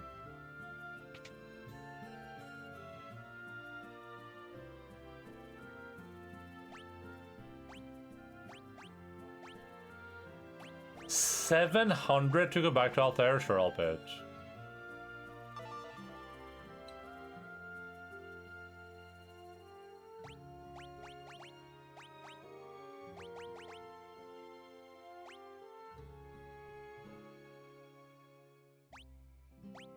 And I don't want to cancel. How do I leave? I don't know what I didn't pay attention to what the guy was saying. How do we go? 1910 might be a social commentary on Chernobyl. Well, we already got a perfect adaptation of Chernobyl from HBO.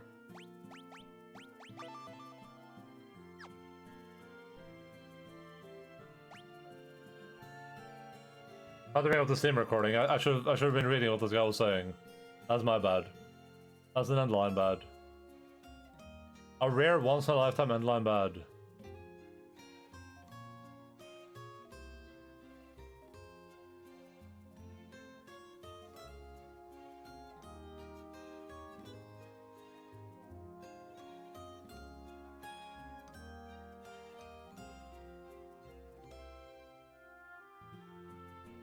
What? I skipped over it so fast. That must have been an accident.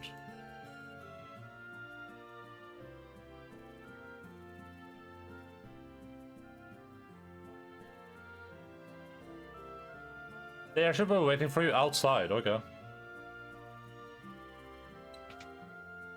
Let's go outside, I guess. I'm outside right now, right?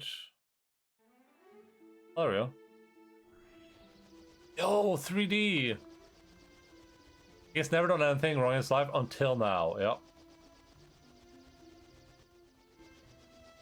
Why these people running in place?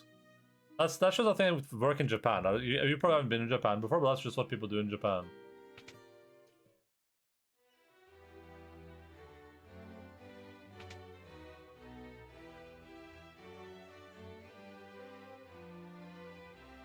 The Empire has also suffered heavy losses at the Battle of Finn. They're building the Dreadnought in baths to help compensate for those losses. Please lose no time in bringing back the Mithril.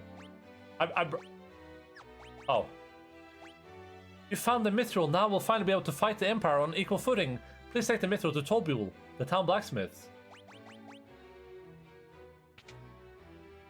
Did Final Fantasy II have Mode 7, or is that American Final Fantasy II? This is an NES gamer, so what is Mode 7? What is that?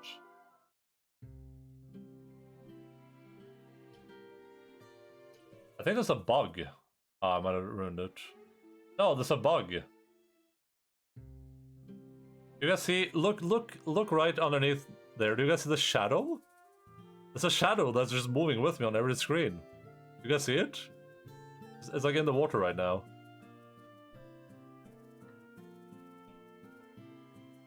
Is that a bug or is that a ghost?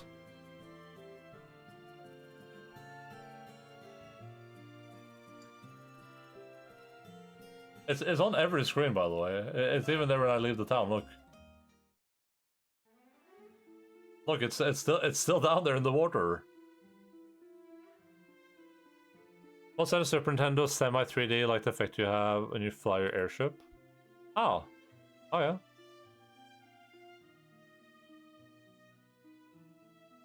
Literally playable. I would say it's more playable, actually.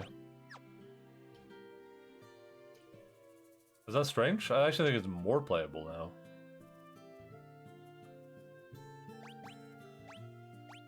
Oh, that's Mithril. I've been waiting for the chance to work this metal for as long as I can remember.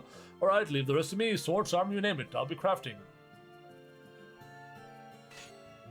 Cutting.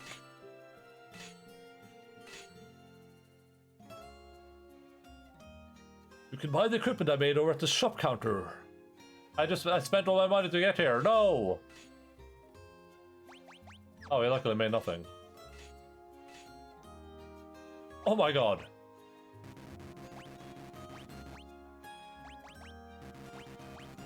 What if I gave the woman 2 mithril knives?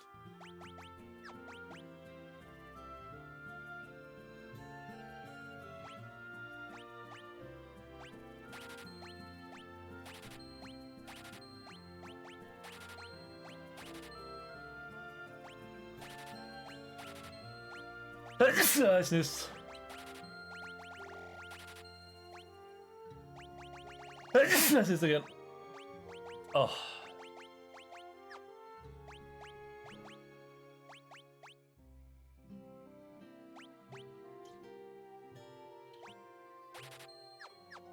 So I'm playing another game where I gotta grind, huh?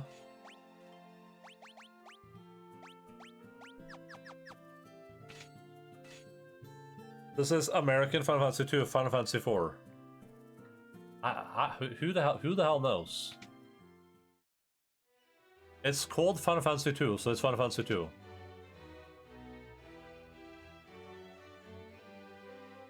Dark Knight, don't see that. It's likely locked at a pair of balance. I would like to journey back to Bafsk's. Dreadnought. We have a man in Bafsk. He's found a way to reach a dreadnought. I want to destroy it. Or at least found a way to delay its completion. I wish I didn't use all my money on like potions and stuff now. How quickly do you think I can make a bunch of money? We need like 1,000 plus. This is the actual Final Fantasy 2, yeah. I would be surprised if this was Final Fantasy 4.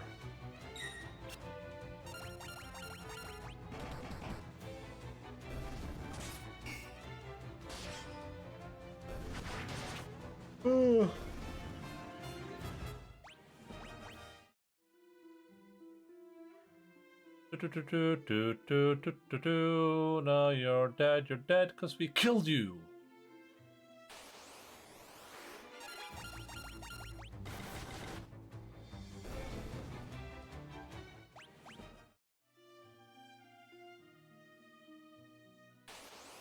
American had different numbering because not all the Final Fantasy games in the series were released there, so Final Fantasy 1, 2, 3, 4, 5, 6, then they did the same numbering after that. I've heard about that. Well, this is Final Fantasy 2, not Final Fantasy American 2.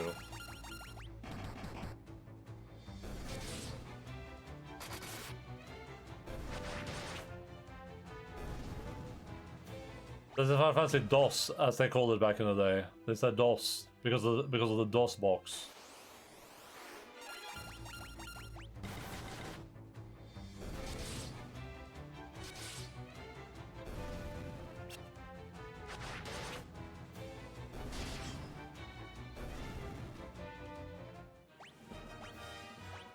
Oh, that was a lot of gold. Those guys are filled with gold. They're filled to the brim with gold.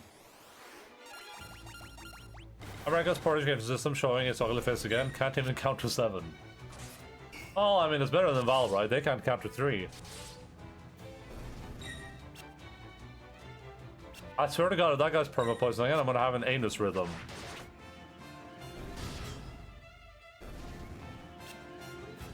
But I remake this has way better graphics than the original FF2. Well, it has way better graphics than the original FF4 as well. But yes, it is a remake. There's like a huge remake collection on Steam for all the games.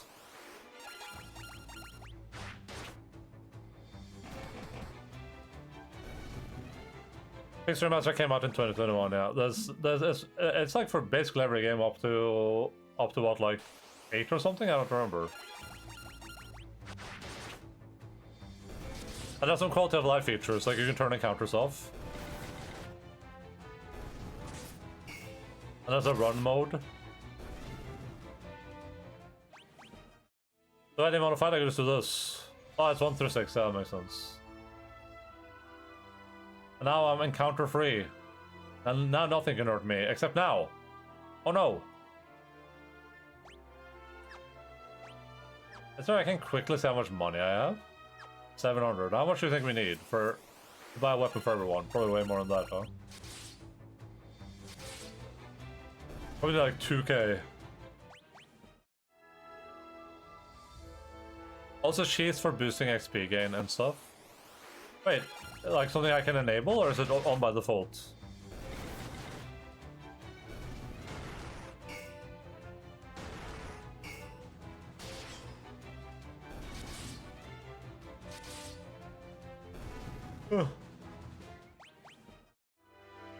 It's in the options. Hold up a second.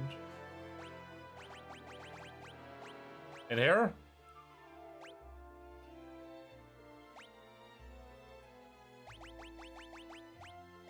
Graphic style, classic, standard, classic.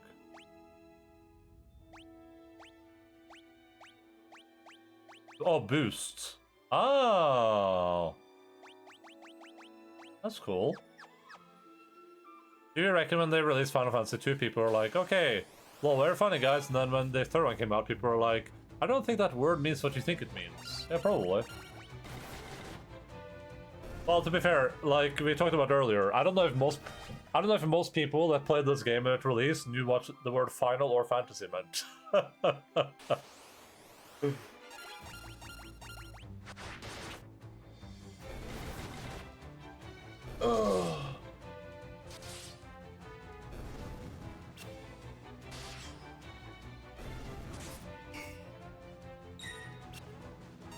That's definitely a good point. Like, if I played this game, like, I was dead when this game released, I wasn't alive, but... Big words for big children. But if I played this when I was like 5, I would not know what a final or a fantasy was.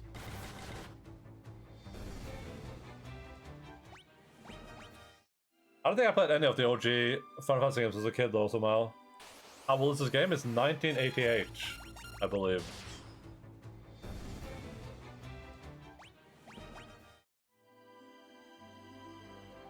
I believe to be the case, officer. I didn't know Final Fantasy was that old. Yeah, this is the second one too. This is Final Fantasy 2. Think about that for a second. They're old games. 87, 88, damn.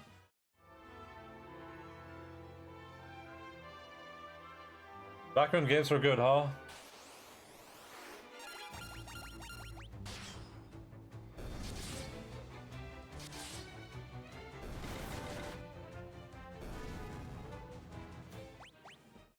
Okay,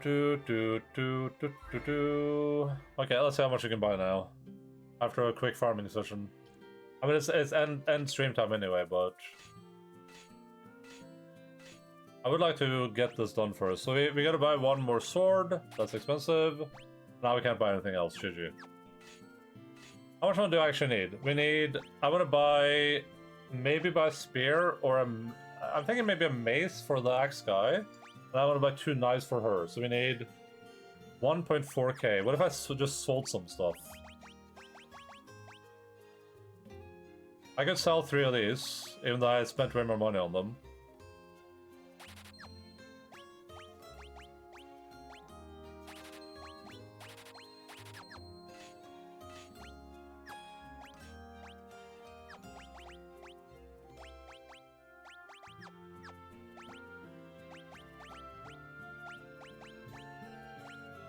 If she has knives, does that mean she needs to be in the front line now?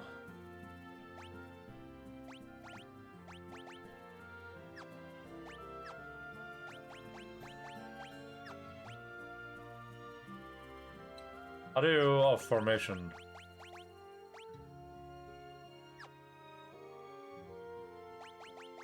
Oh wait, why isn't this mage guy in the back?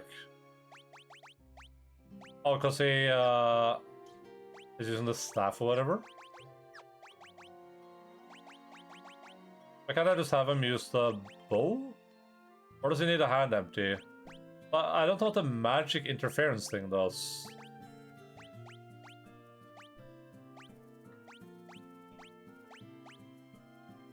But having less of it is apparently better, so... Oh, is that why I keep failing my spells? Because he has like a bunch of magic interference from his gear?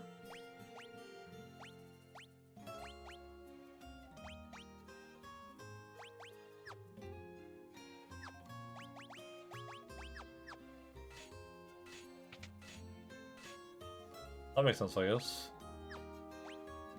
Alright, we can't save, but I can quick save. Why can't I do a normal save?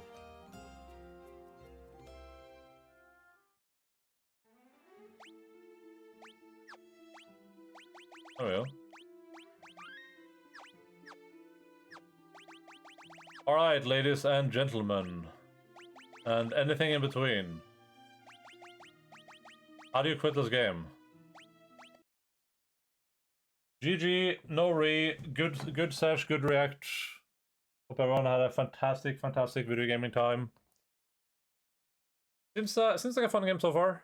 Like I said, you know, I'm not going into this being like, oh, this is gonna be my favorite game ever. Oh my god, the mechanics are great. I'm just going into thinking like, oh, this is gonna be cool to play through to see what the game was like and to get a sense of like the overall history of Final Fantasy, you know. And for that, it seems pretty good. I read a lot of stuff about the creation of these OG games. The original programmer for 1, 2, 3 was Nazir Gebeli, who was apparently a really loaded programmer in his time, like a real wizard. Sakaguchi just threw ideas at him like the airship and he made them happen. That's awesome. I mean, we're not getting the complete full experience because it's a remaster, but you know, I think this do a good job of like capturing something a little bit in between from what I've seen. So, yeah, good first excursion to Final Fantasy 2. We will be back with more of that on Saturday at regular time 12, Serious time 12 p.m. GMT +2. Get you down there, look times, all that good stuff. We're gonna be playing this until we're done with it. Then there's some wheel spinning coming up, another short game, and then it's a big secret long game. I posted it in the announcement channel for what game's coming up next. It's gonna be really hard for people to guess, but you won't believe it. It's gonna be great. Yeah. This I don't think I'm going to do this like a too long game. It's probably like a 4 or 5 streamer depending on how much time I waste. The Doki is Doki Doki. How did you know that? Well, I didn't even say that. You already guessed it? No. Big and long, yeah. I will be genuinely surprised, don't worry. Okay, nice. If you're new, for those in the Discord, here's a shout out to Mika-san again, or please go check Mika-san out. Super incredible video game broadcaster. And we're gonna go and say hello to our friend, the guy with the baggy pants, Mr. Baggy Pants. Gift Turbo? Get rewards by gifting Turbo. I get a 15% off merch store EU for Crunchyroll, a Hime thing, and a Yuzu emote.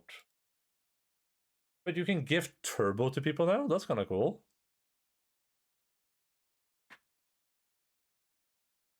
I guess that makes sense as the next step. How are people compensated for that, though? I don't. Does Twitch have a compensation for people with Turbo? Isn't that a little bit weird? Like someone gifts 10 turbos in my chat and I get nothing for that. Like, how does that work? Because on YouTube Premium, I think you get a certain amount of revenue based on how many YouTube Premium people watch your content, right? To make up for the lack of ads and stuff. I wonder how that works on Twitch. Like, if you gift turbos in here, how does that affect me? Because that would be a bit weird. Oh, thank you for gifting 100 turbos. I get none of that. I wonder how they do that. That's interesting. Yeah, that's it for me. I love you all. Appreciate you all. Hope you have a fantastic game time. I'll be back in a couple days on Saturday. Have a great rest end of your week. Have a great Friday. We have a movie night coming up. I'll post the movie we're watching later tonight, probably. So you get a big, long appreciation from Mr. Twitch. Oh, how about you appreciate this? Bye-bye. I dance my car.